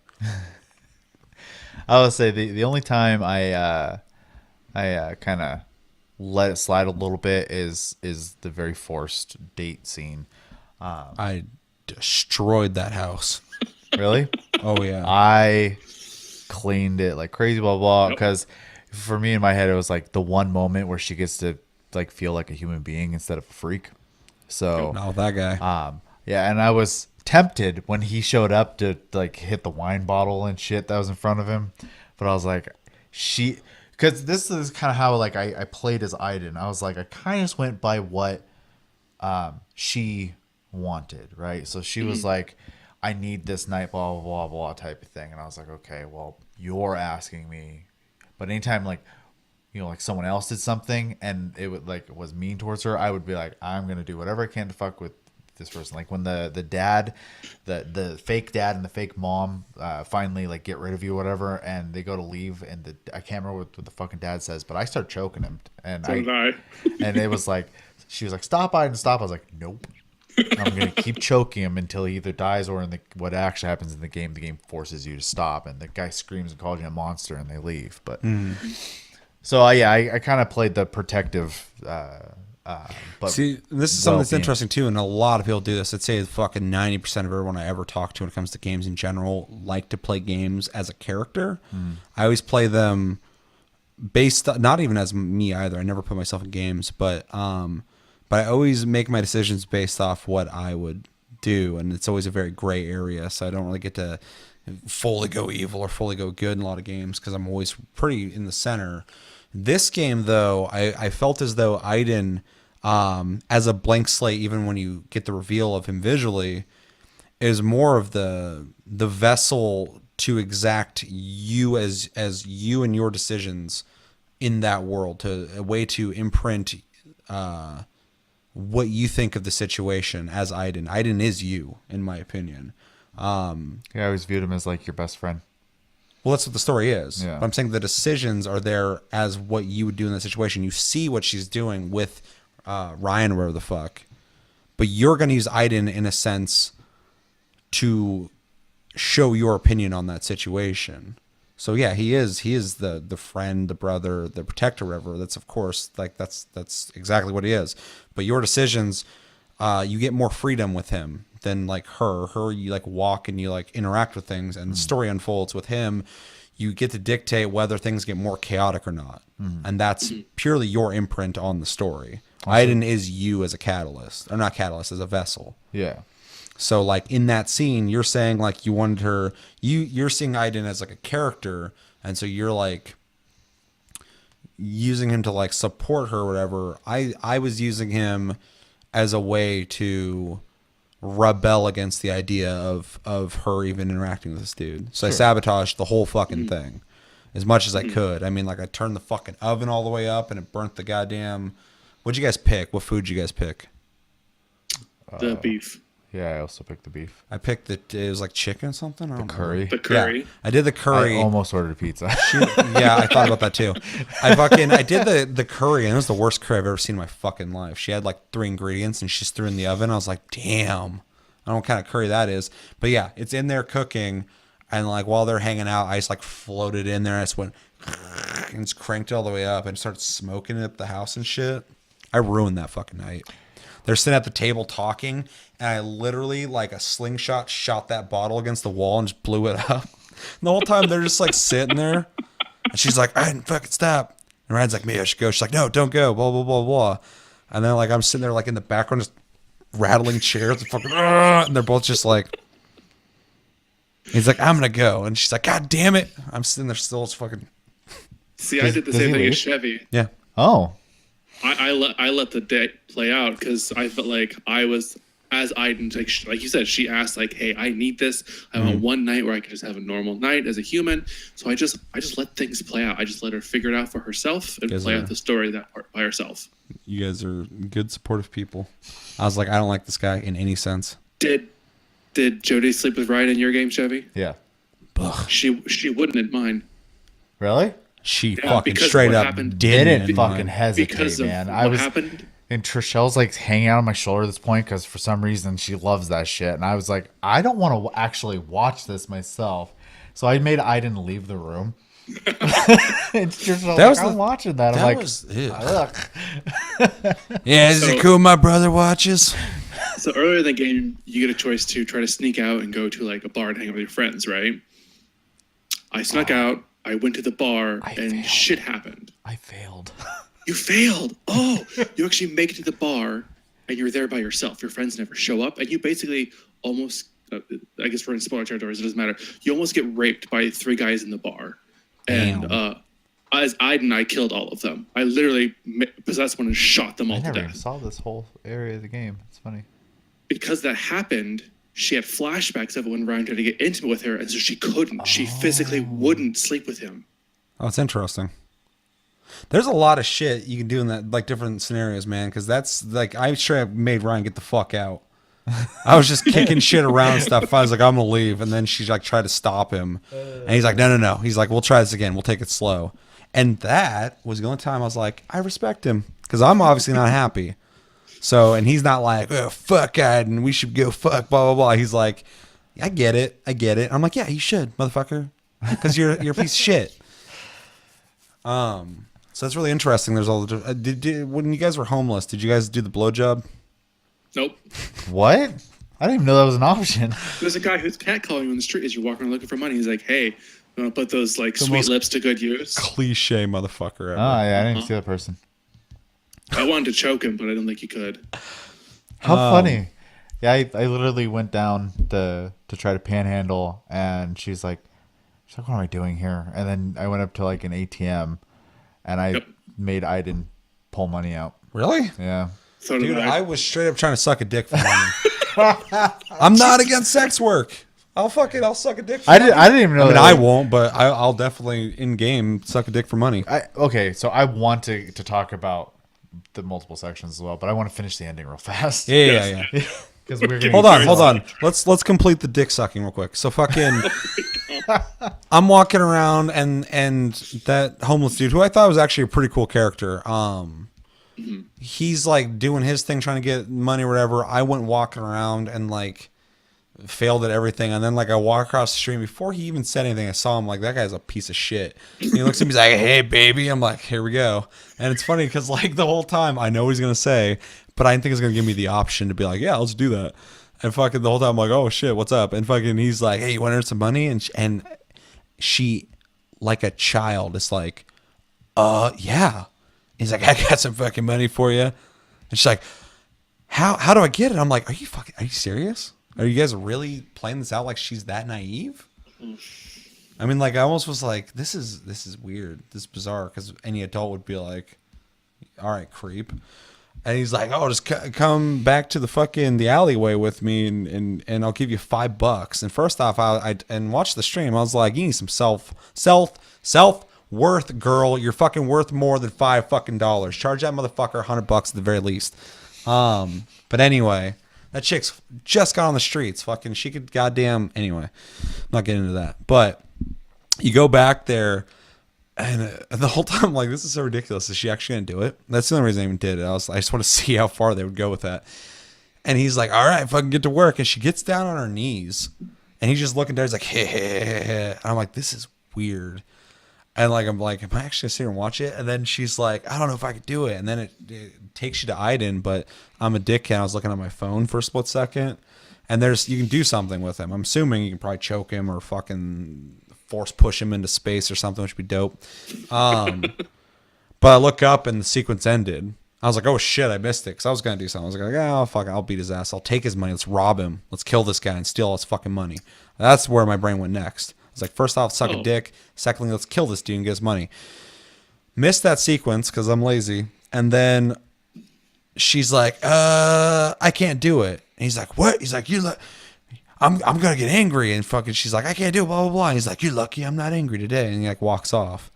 I was like, man, that was a really disturbing scene. Didn't even know that was an option. That was like the whole thing. That was my homeless experience. Was that dude? Mine was way different. Yeah, Yeah, you're all out. Same. You're out fucking committing fraud and shit. I'm a working girl. Let's come back to this. No, we'll go back to that. So, Well, what happened to Chris? we're doing the whole game at this point. Well, we're doing that part. Yeah. I did the ATM. I explored the alley because I was like, "What the fuck is this?" And there's nothing back there. I was like, "Yeah, fuck it." I think I was a creep, but I got the money from the ATM. You can get the money from him. No, You ain't a working girl. no. I got nothing against people who are sex workers, but that situation was not healthy or correct in any way, so I avoided it like the plague. I think they loved each other. It was obvious in the storytelling. Sure. Anyway, the ending. Right. So I picked life and see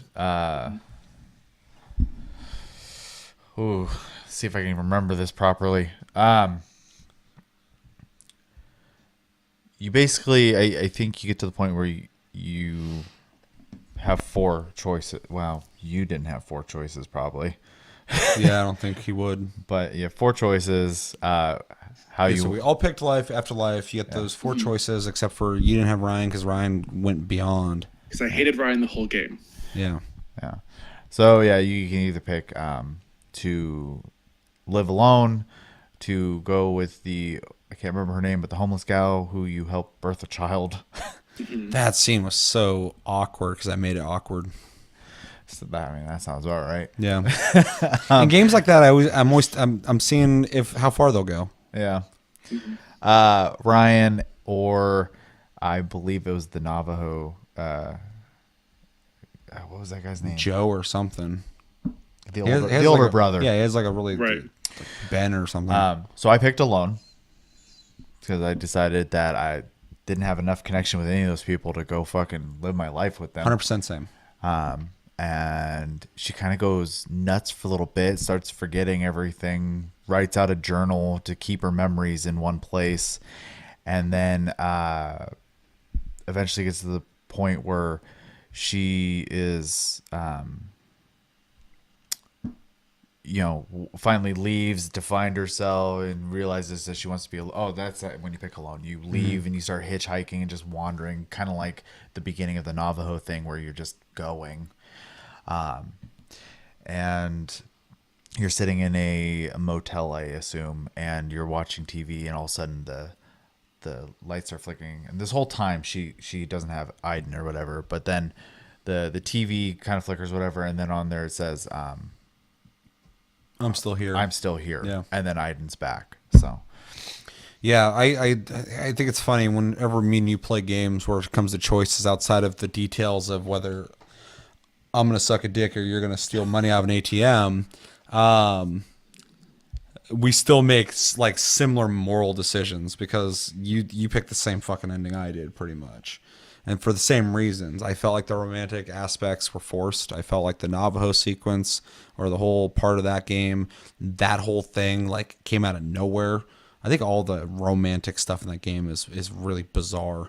It's written weird. But that felt really forced. I get that it was kind of like them trying to say like, no matter what happens, you have a home to come home to or whatever. I get that story aspect, but there was not enough connection or development or nuance to their relationship for me to even feel like they should be romantically involved. Even if they're like just good friends, I think it'd be better incentive to go back than like, oh, I really like this guy. So yeah, I didn't pick that. I didn't pick Ryan because we've talked about it already, but fucking Nick Fury is a dickhead. I don't like him. And then the chick with the baby, like I was like, that's the only one I slightly humored. I slightly thought about it because I'm like, if I was gonna go two people to not be alone, it'd be her. But I'm like, well, why? Why am I gonna go help her raise the baby? Like, we're gonna hang out for a while until we do other things. Like, it just doesn't make sense to me. So I was like, for her, I think she needs to start fresh, start fucking alone, and start this experience in life without people controlling her life, without Aiden being a constant influence in everything that she does in life. I think it's best to start with a blank slate. So I thought alone was the best option. So I got the exact same ending. Yeah. I went back to Arizona. You went to the Navajo. I went to the Navajo because I thought that boy was really cute. That's fair. Maybe that's what I'm missing. So when you got to the point where like And his crackhead brother? it asked you, yeah, that kid's a little crackhead. weird. That guy He's was- a little weird. He's fucking. He's young, but I don't Dude. think he's a crackhead. Even when he he's was there, excited. he's by the got fact that, like, someone new. I'm from the to- Walking Dead look going on. Yeah, and he's sitting there eating like fried spinach out of a bowl, and he's just staring at it the whole time with his dark eye. I haven't slept in 3 days eyes. Yeah, they're been alone on this. Who knows how long on this ranch after everybody else left? What was it, 50 years ago or something Yeah. like that? There was a bunch of ranchers that've been all gone, so they're there by themselves, just with their family. I'm sure anybody would be like, Well, "This is a few new times person." I'm not being understanding, but Chris is Oh, whole energy. she's a girl. I thought that the young kid, the younger brother, and Jody were going to be like a couple, like that. That was the romantic relationship, but it turned out to be the older brother, which was kind of odd. Out of fucking left field. Yes, I You admit, it literally was kind show of out of up and you're nowhere. talking and like whatever, and then it gets to the point where it's like you want to give him a hug or a kiss. I was like, why would I kiss this guy? Yeah, that's dude, same fucking thing. It's like, you want to kiss this? What dude? happened? I'm like, Because I'm like- he's hot. I guess. what's like, you want to kiss him? I'm like, does he got money? I explored all the rooms as Aiden the first night, and he was in his underwear, and I was like, I gotta leave this room now. I didn't even do that. I did. You actually, it's in the end thing. It's like had I didn't explore the whole house. Fuck, I didn't do that. I was like, I'm going to bed. But that's one of the two parts of that game that I was like, this is going on for too long. And if you're getting something out of it, like you're like, oh, I like this family, or oh, I see a romantic connection here, you're going to want to stay there longer. I get that. For me, though, I was like, this feels weird, forced. I just want to move on to the next part of the story. This is going nowhere for me. And it does serve a purpose because it does give you an incentive on one of your decisions at the end of the game. So I know why you spent more time there. But I just did not enjoy it. I thought the Scooby-Doo mystery of who's haunting the fucking theme park was too much. I do agree that whole sequence, and see, this is the one I didn't agree with you on, Yeah. 100%. I do think that the entire sequence was fun, and I didn't think it was boring. I wasn't bored. but it has some weird parts in it, and it is the entire thing is so out of place. Plus, you possess a horse and then pretend like you guys are buds. I'm like, that thing doesn't like you. What does now? Because it's scared. It's like, dude, I don't want to get possessed by Pazuzu again. Fucking let's just. But I enjoyed that part of the game a lot. I enjoyed that part of the game, but as a separate entity from the story. It was weird because I didn't feel like I agree with Seth. I don't feel like it fits. No, it feels like its own thing. It happens. feels like it's like if there's like a series of like Beyond Two Souls books, it feels like it'd be like Jody goes to summer camp. But I do really like the connection on how like through a ritual they opened a rift to the other world, and that this spiritual being that they they named was just another one of those fucking monsters from that world. And I thought that was all kind of neat how they actually did tie all that. It's just that connection to the story is weird to me because the way I understand it, those rifts can't move. They're in certain places, right? You discover them. They like that's why you do the whole espionage mission is because they found that rift underwater. In this case, the Navajo can just make one. It's probably in two different it's out by spots. that tree. It's called the Devil's Fork. The first one. The second one's in front of the house Yeah. that you open up. Oh, So you move it. They do the ritual, yeah. I think they're implying because of the spiritualness. I of- get that, but it doesn't They have a way to access I that. don't coincide know. with the rest I don't know of if it's the game. necessarily that they imply that the rifts are set in specific locations. I think that the one that you're talking about that's underwater, I think it's trying to imply that they're trying to be covert about their location of it. No, they said they found it. No, That's where they found it. I don't. They located I don't think it's either or though. I think that there's another world that you can access, and I think there are rifts that exist that when they found it, they're trying to access or use it for wherever they're using, and they made a fucking base to lock it in and study it until they can use it for their own will. But like, it still exists, so there might be people, aka the Navajo or whatever, who have means to communicate with it or access it as well. I feel like it's just two parallel universes essentially. One's spirit realm, one's not.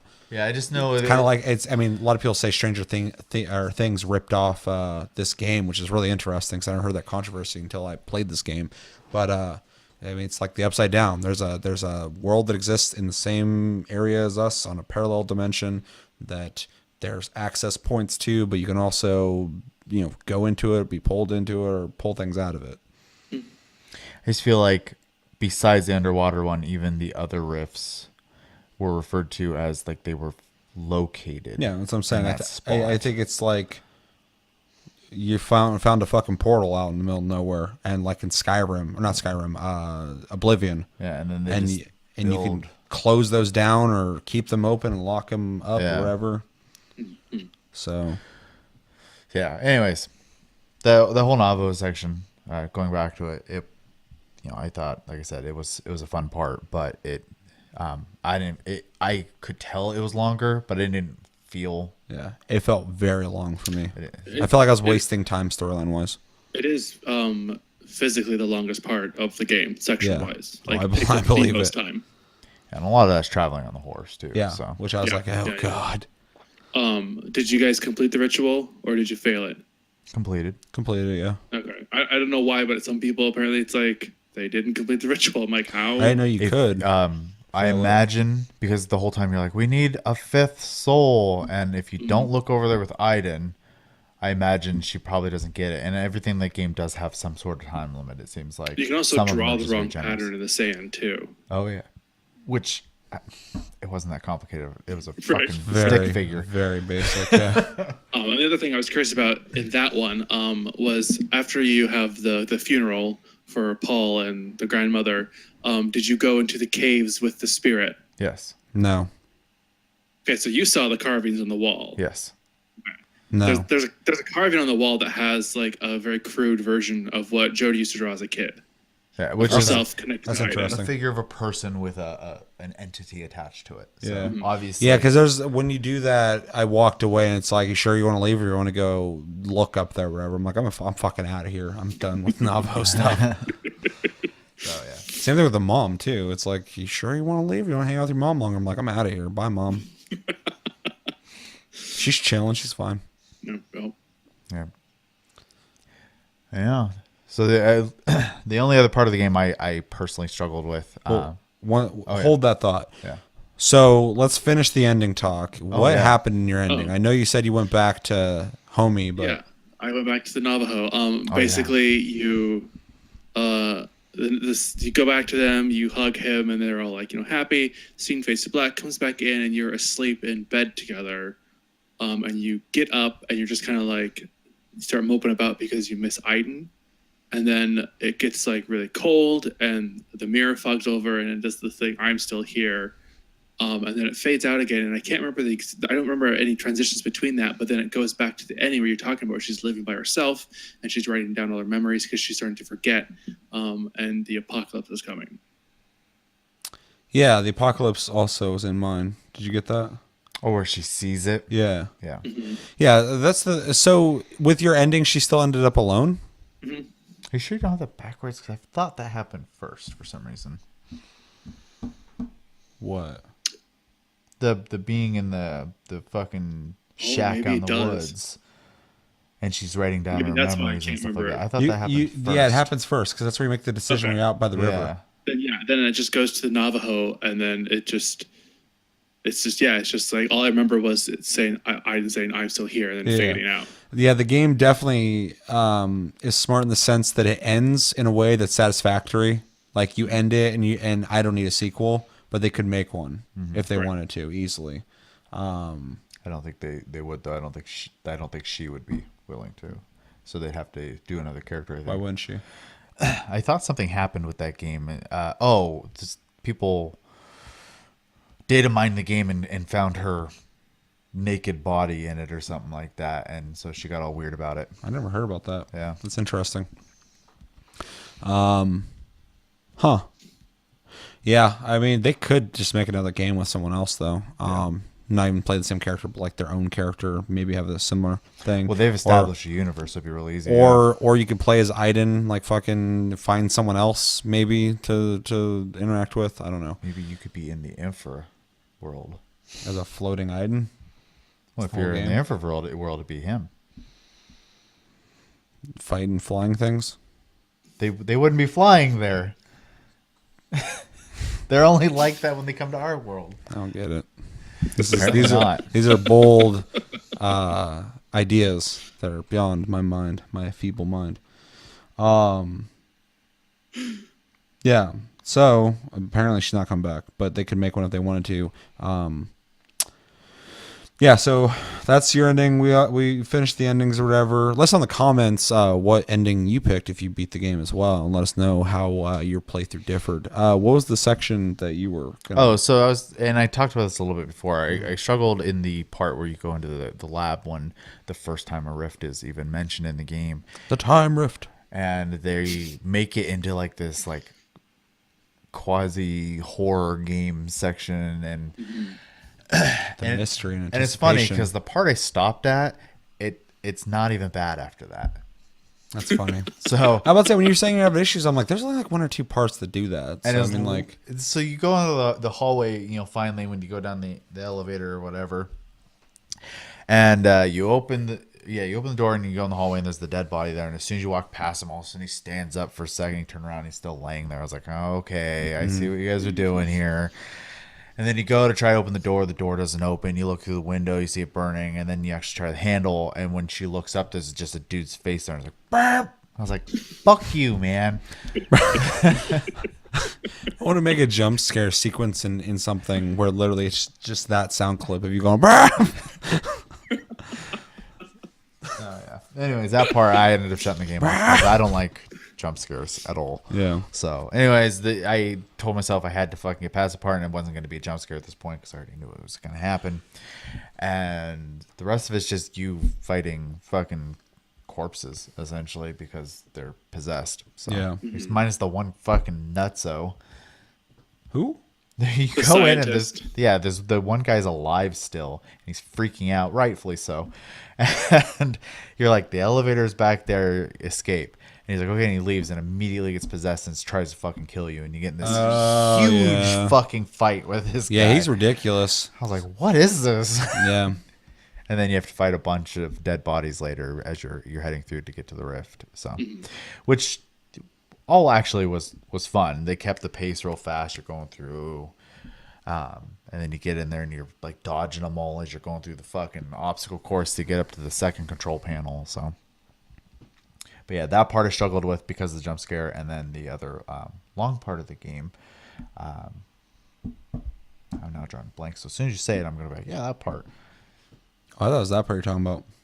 The lab? Yeah. Was that the other part you thought? That part was long as shit to me. Maybe Only that because was it for me there then. were so many Yeah. different parts that you're creeping through slowly, and there's so many things you got to like Oh, yeah. go to the bodies and see what happened. And a couple times I was like, this is kind of neat, but like after a while, I'm like, the guy died. I get it. I don't need to know how every single person fucking died. It was that part. Yeah, the Yeah. last third of that though. And the then pacing was good finally. Towards the end, like it got more interesting, but it almost got annoying how many times you'd walk 3 steps and get flung in the air and you got to protect yourself. And then she'd run like 2 more steps and then she'd get knocked over and then she'd run like 2 more steps. And I was like, okay, man, this is, I don't know. That whole, for what was achieved in that whole part of the game, I don't feel like it needed that long dedicated to it. Like when she's running in the woods from the cops or whatever and goes to town and you get to like have that sandbox of like fucking people up if you want to or not, that I think that was a way better payoff in storytelling and visuals and stuff like that than the other one. So yeah, that was the one that felt long, but I still think the Navajo thing was way longer. Like, and it was technically longer, but like I felt like I was playing some other game.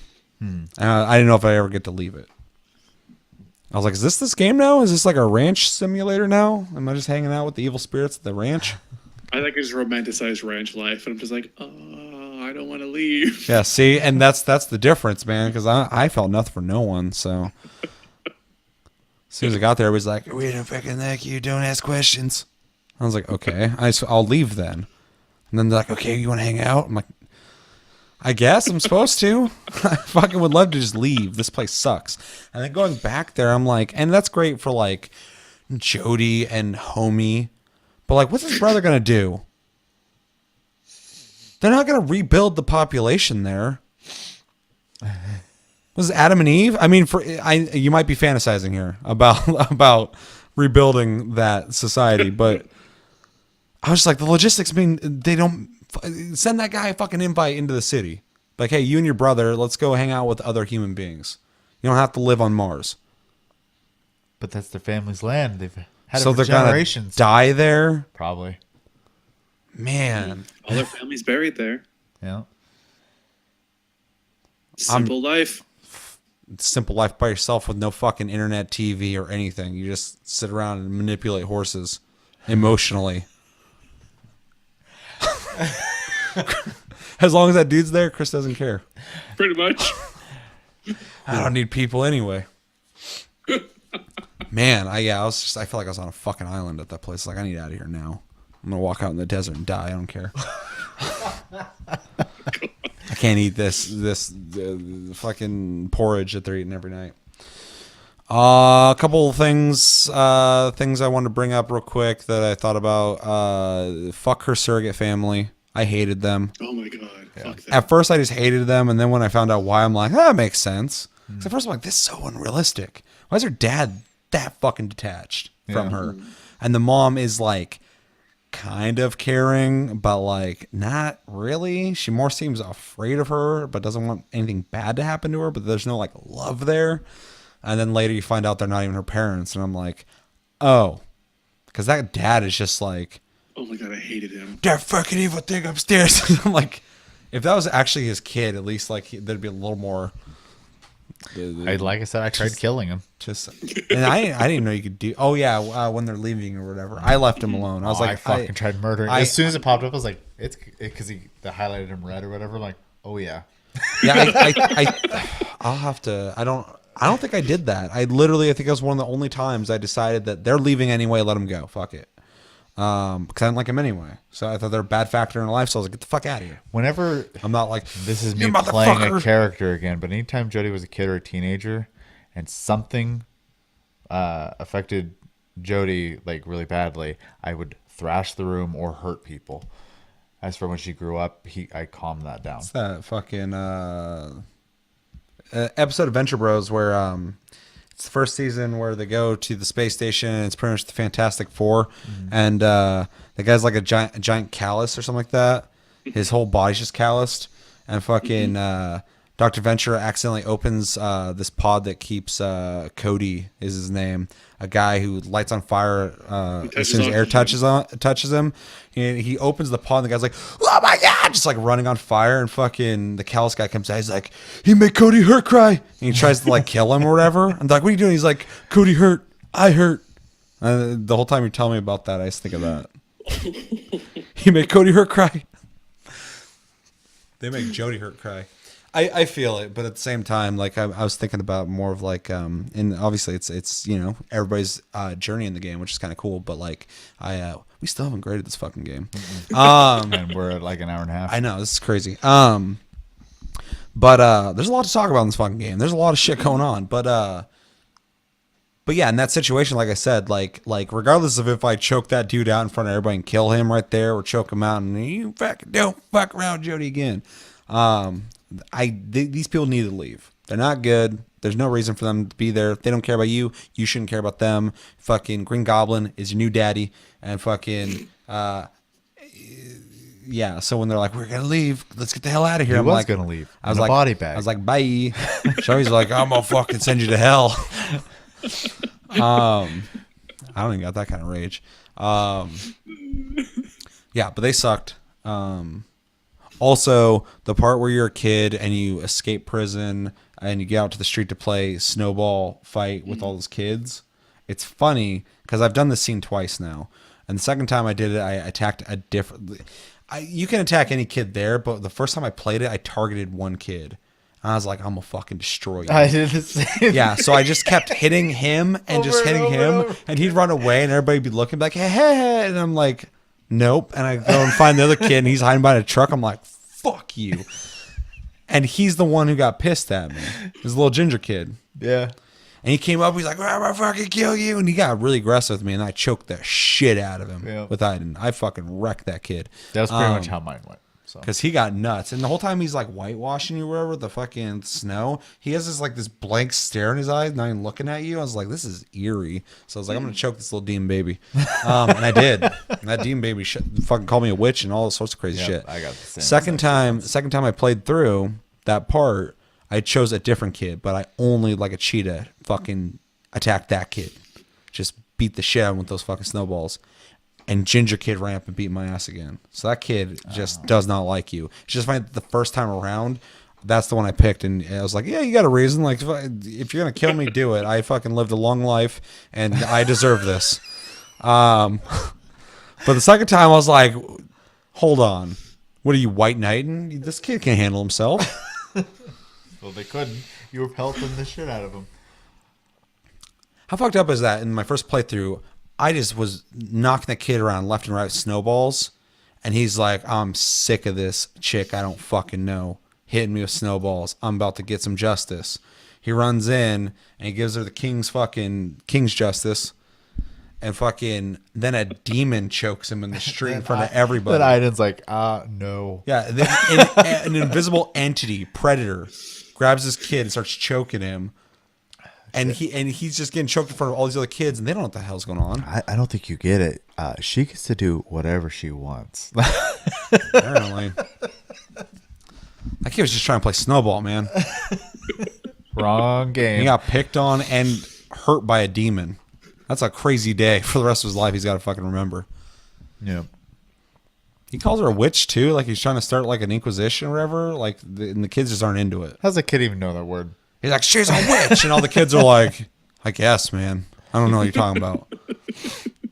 And he's just sitting there living the supernatural life from now on. He knows they exist. Your dickhead dad. What I tell you about? Go outside. Yeah, you can't do anything. You could breathe wrong. You'd be like, what the fuck did I tell you about breathing? Yeah. Forced romances. Already brought that up. That was my opinion. Obviously, you agree in some sense. I think all the romances. Ryan, I think, is a shit character. The other guys, I don't think were shit characters. I didn't believe it. The homeless sequence I thought was really interesting. Favorite part of the game.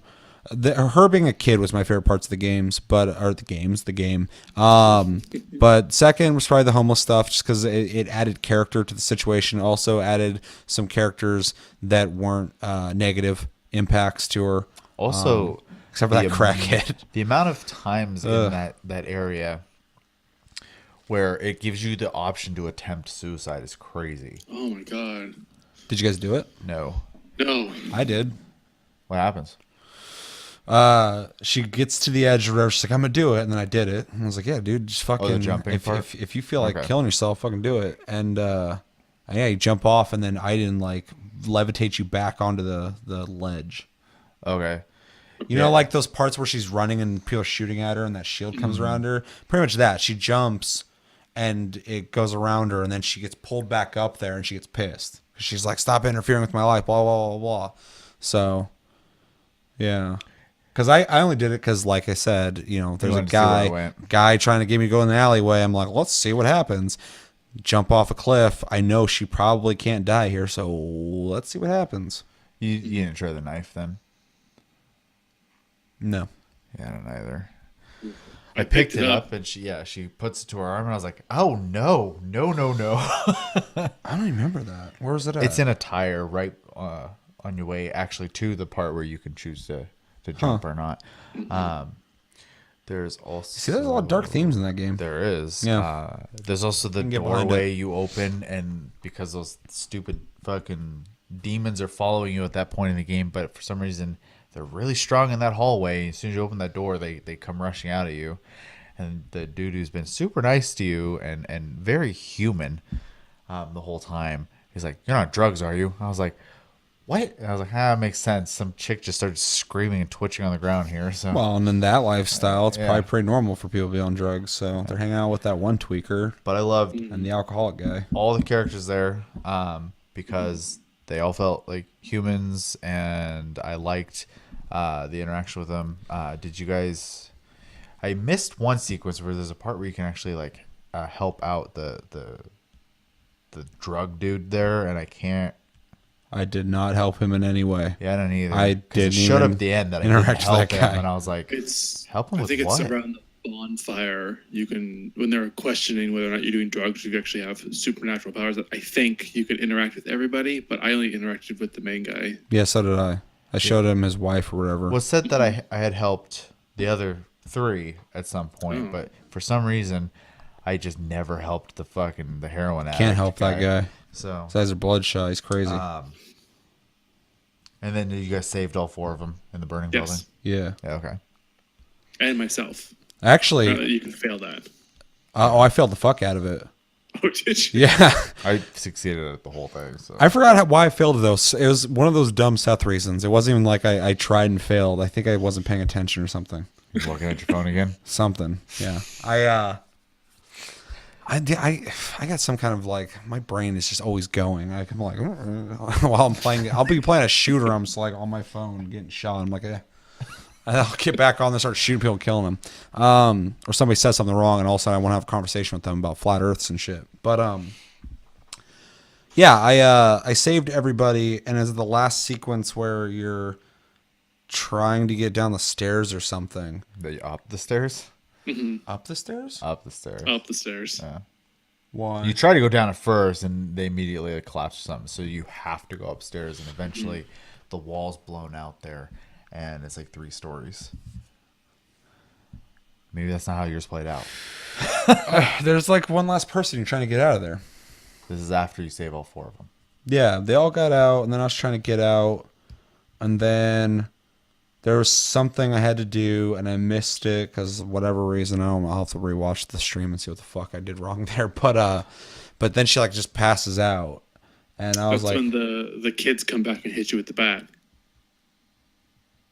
It's after No. you escape the burning building. Right. That didn't happen to you either.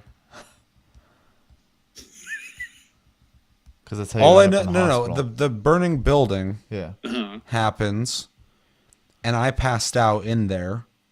Oh. And then the main homeless dude ran in there and got me, Oh, okay. pulled me out of there, and like she's dying or something like that. And I think they call like the cops or something. and that's how I got to the hospital. Oh, it's so much different. The Bat Boys fucking they lit the place on fire. Yes. Because they're a bunch of pussies who can't take a fucking ass kicking. Yeah, if you escape the building and you're sitting there and everyone's like, If you do it correct, Seth, well, don't fucking fail it. It's not correct. It's just if you do it that way. I liked my version. It added character. No, to the guy. I didn't even realize you could pass out in there. Yeah, because you're good. No, I liked it because it showed that dude was willing to sacrifice himself to get you out of there as well. Because they view you as someone who's really important because you have those abilities and shit. Because you're giving them miracles left and yeah. right. So they get you out of there, and then you wake up later after the montage in the hospital. Yeah, as soon as you jump out of the building and the bubble comes around you and you land or whatever, they're like, so that's what happens when you don't pass out in there. Yeah. You're all having a conversation, all of a sudden you get struck in the back of the head with a baseball bat by the guys who burnt the fucking place down, and then they go through their whole thing and they beat the shit out of you and you start bleeding all over the place and they have to call the ambulance. So, and that's how you end up in the hospital. I'm glad I didn't get that version. That sucks. And so you did all those good deeds to this whole section, and some punk with a baseball bat fucking sends you to the hospital. Yeah, fuck that. I'm glad that didn't happen in my story at all. I saved caught. people and then they saved me. It was awesome. It was a growing, it's a good sequence of character development. What did you just say? The punks, they get caught. Not in mine. If you outside the hospital bed, there's newspaper clippings on the wall next to it. If you examine it, it says that that those kids were caught because they were videotaping it. It's all video evidence. Yeah, because they're making a Jail. bum fights video essentially. There's a part right there when you get hit or whatever that because it was in the end thing where I guess you could follow them with Aiden as she's bleeding out, and I didn't do that. I didn't do that either. There's a lot of times I never thought to use Aiden in certain situations that you could have used them, which I think is really interesting. So yeah, there's a lot of and I think obviously it's meant for you to replay the chapters. So it's like unknown, path or whatever. So We are nearing the 2-hour mark. I still have to edit this. So longer than Tasty Cast. Yeah, which is fine. There's something worth talking about with the plus games, which is great. So is there anything else in the game that's worth bringing up and talking about? I mean, we didn't really talk about the kids, the teenager parts very much, but essentially, that was the first time in the game when you go to that party that it was really unnatural. I thought she was almost being tested by the military because how weird and bizarre it was, but it was just not. It was apparently supposed to be teenagers. And I was like, people don't act like that. So that was a weird one. But it was very stereotypical. I went crazy with that house and lit it on fire. Archetypes or whatever. Oh, did you? Oh yeah. I just left. Oh fuck that. No, I went goddamn carry on that place. Because I watched you play that sequence where you kind of went berserk on them, I decided to leave just to see what would happen. Yeah. Yeah, I was like, fuck these people. This is such a weird, bizarre situation. It wasn't even directly what they did to me. I was like, these people are so weird and alien in like what they do and what they're it's so awkward. This whole situation was so awkward. I wanted to erase it from fucking the world. So I wanted to just destroy that house and everyone in it. I just tried to stay distant the whole time from anyone who tried talking to me the whole time. I owned that house. I was the coolest person until they decided to burn me with cigarettes. Yeah, they did. Out of nowhere. They do that. There's like, she's a fucking witch. Just burn her. I was like, okay. Yeah, they only did that to me because I refused to I refused to kiss the guy or whatever. And I agreed to dance, but then he tried to kiss me. I was like, no, whatever. And he gets all weird about it. And then something else happened. I can't remember, but I was just like, I don't want to do this. And they're like, oh, they wanted to show us the power or your power or whatever. And I was like, no. Like versus, I'm gonna give you a power. So, see, anyways. I drank again. I drank twice. I showed them my power. I told that guy to screw off. Basically, I danced with him, but I told him to screw off after that.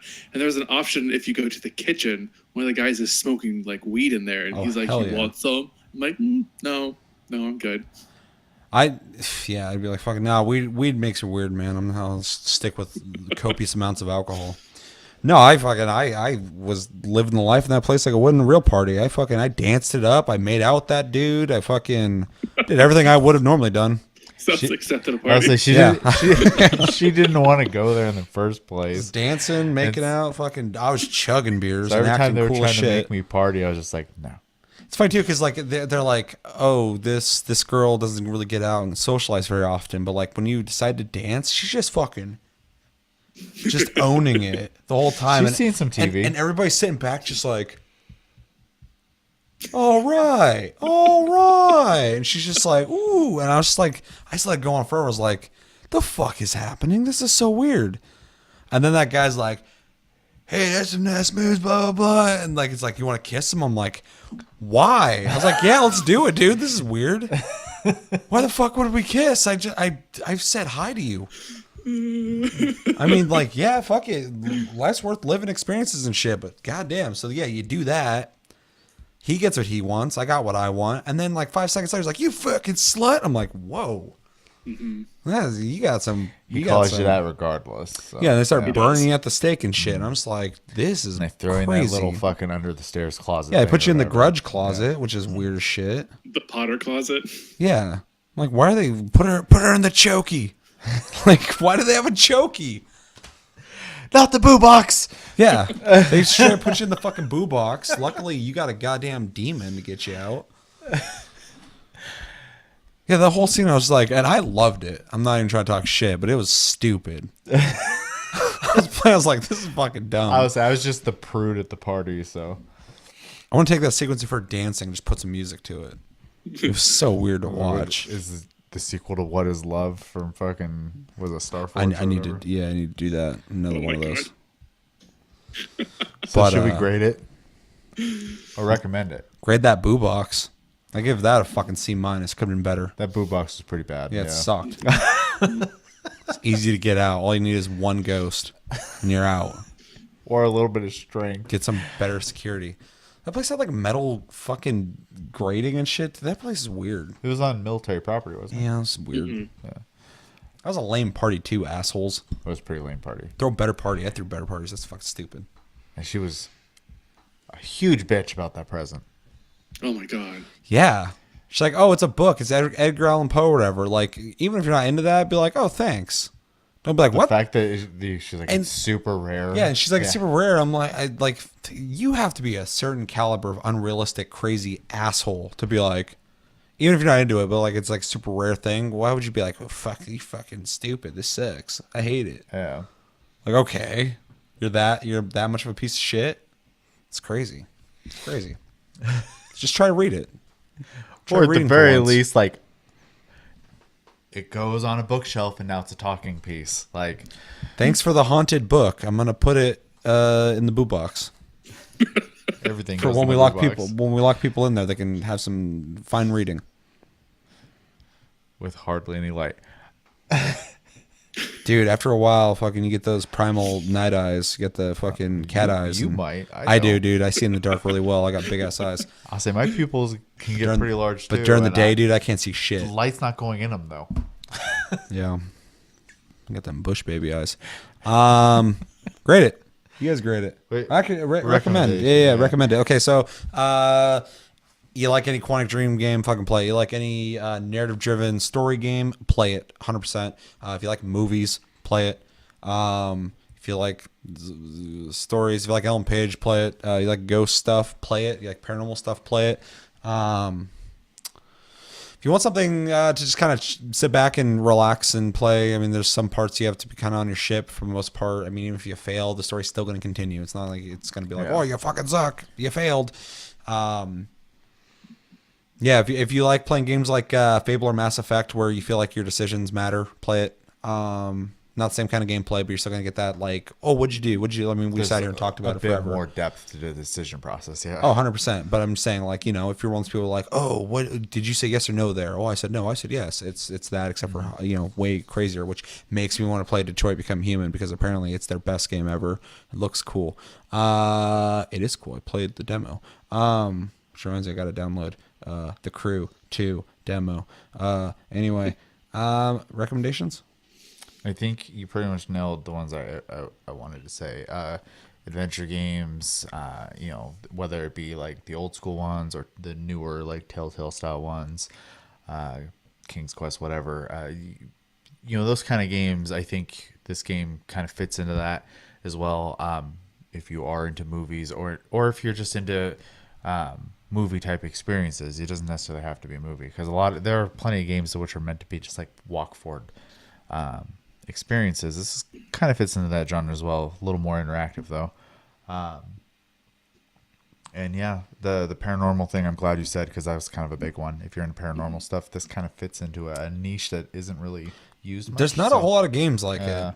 I mean, I would fucking throw it in this, like, if you liked Fear, which is a really interesting first-person shooter. Yeah. I mean, like, we don't get a whole lot of, like, ghost paranormal games that aren't horror games. Right. No, for sure. So it's interesting to kind of dive into that as a genre. It's interesting.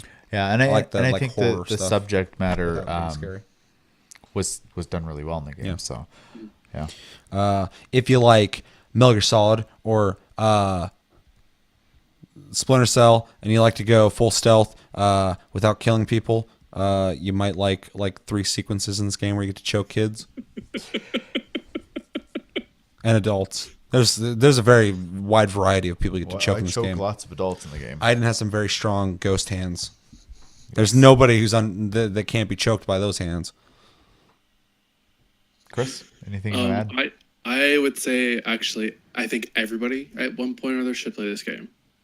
Sure. You need to put yourself the right mindset for it, though. You need to be in the mood to really like be compelled or really care about story and the characters involved in it. Because if you're not going to enjoy this game. But I think that everybody can get something out of this at one point or another. Yeah, I agree with that. For sure. You just got to play it because I had a bunch of people go, you should play this game. I'm like, no. Mm-hmm. And I played it. I liked it. So, anything else you want to recommend? No, I was just going to say, as someone who actually struggled to start this game. Yeah, it's funny. You waited till like the last 3 days of this month and then you just beat it overnight. It was 2 days, 2 play sessions. After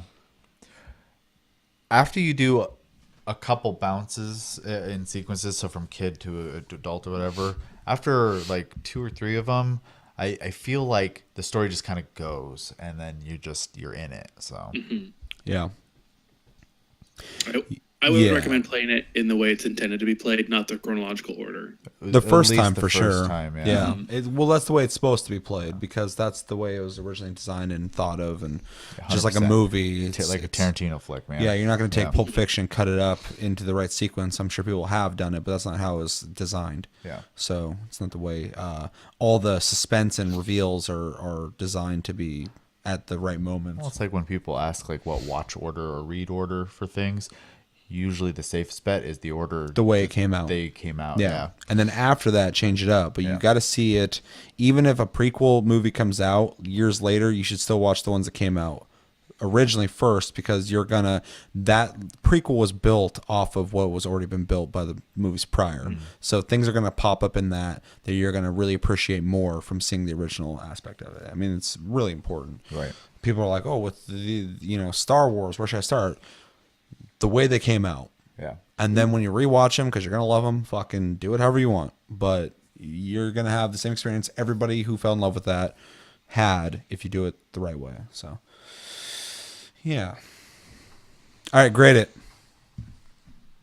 Me first again? No, Chevy first. Oh, did he go first last time? Yeah, I think so. You did. I was thinking you didn't. I'll go first.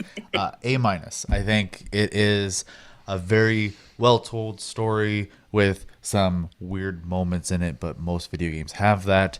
I think the game plays a lot better than the game that came before, and actually does just play well. I never once felt like the controls were weird or funky or didn't make sense for the game. Voice acting is good. The entire experience was good, and it was like watching, like you said, a 10-hour movie, and I would have watched it in 1-hour segments on some premium channel and probably would have enjoyed it the same way. So Yeah. I do think it's a very good game, and I think most people should give it a shot. So Yeah. I agree with all that. I had a couple issues with it, but nothing negative. I originally was going to give it a C plus, but after talking through it with you guys, I'm going to give it a B. And that's a really good B. I'm not saying that to drop it. The only reason I'm giving it a B is like there's certain parts that I did feel fatigued in, but the whole experience is great. From what I've played of Quantic Dream, it's my favorite of their games. Agreed. I have not played the newest one, so that will probably change because the subject matter on that is right up my alley. But this game was really bold and everywhere it needed to be bold. It really took chances in certain ways, was very mature in a lot of ways, which I really appreciate because I like every once in a while getting a story where I'm like, wow, you don't see that a lot in games. Storytelling was good, especially like as a movie and storytelling, like the pacing and the chronological order that they picked or whatever, I thought was really cool. The reveal of Aiden, I thought was a really cool reveal. Probably my favorite of like impactful scenes. But like I said, the childhood stuff was my favorite stuff. Wish there's more stuff like that when she was older. Yeah, just a couple slight nitpicks here and there. And probably would never play it again, but not even in a negative way. I just, like Chris said, I'm pretty happy with how my story played out. I don't really I'm curious to see how it plays out otherwise, but I like my ending, so I wouldn't play through it again to change that. For me, that's the story that happens in that game. So yeah, B, strong B.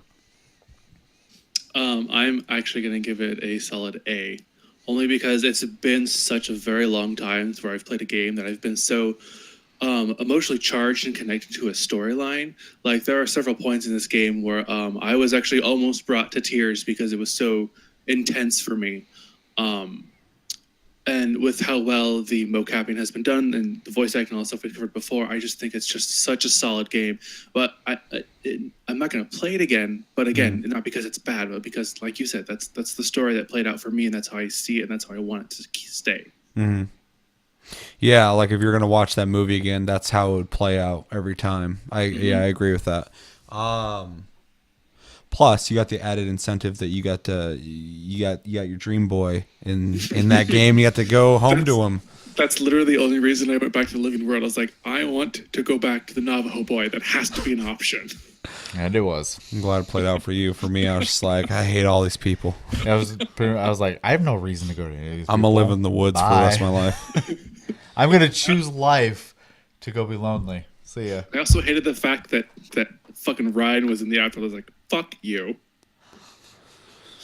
Yeah, he's a dick.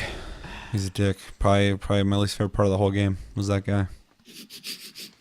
No way, you're fake dad. Fuck that guy. No, I hated Ryan, man. And not only just because of his character, but just like, he just took me out every time he showed up. He never seemed sincere about anything. He didn't seem like he fit anything. Even Willem Dafoe, I'm like, oh, it's Willem Dafoe. It's fucking Green Goblin. He still played his character fine. I felt it. Yeah. I was like, because he's a good actor, but I'm still looking at him every time. I'm like, oh, Green Goblin. I see that guy come in, and I'm like, is this like a fucking Calvin Klein commercial? What is it? Who is the? Why is he here? Why is he in this like ghost division of fucking the CIA, where the hell it is? How'd he get here? I don't believe it for a second. He's like, oh, is that dad's a hero? Why? You don't do anything. You just make bad decisions for people. Make girls go pee out in the snow. Should've just done in the house. You guys are fucking soldiers. Don't be pussies. At what point did anyone make her do that? I think she chose to do that. She chose. She's like, I'm gonna go pee somewhere like bathing and fucking. Why aren't they like just do it here? She's gonna go die in subarctic temperatures to go pee in private. It's weird. She made that even decision. Almexai, ex-military, was like, fucking, just do it there. I'm not saying right in front of them. I'm like, hey guys, check this out. I didn't assume that. I'm just walk out the door, fucking piss into the wind right in your face, and just go back in and do your thing. Logic, baby. Yeah, so we got a minus, A, and a B. I forgot what I graded it.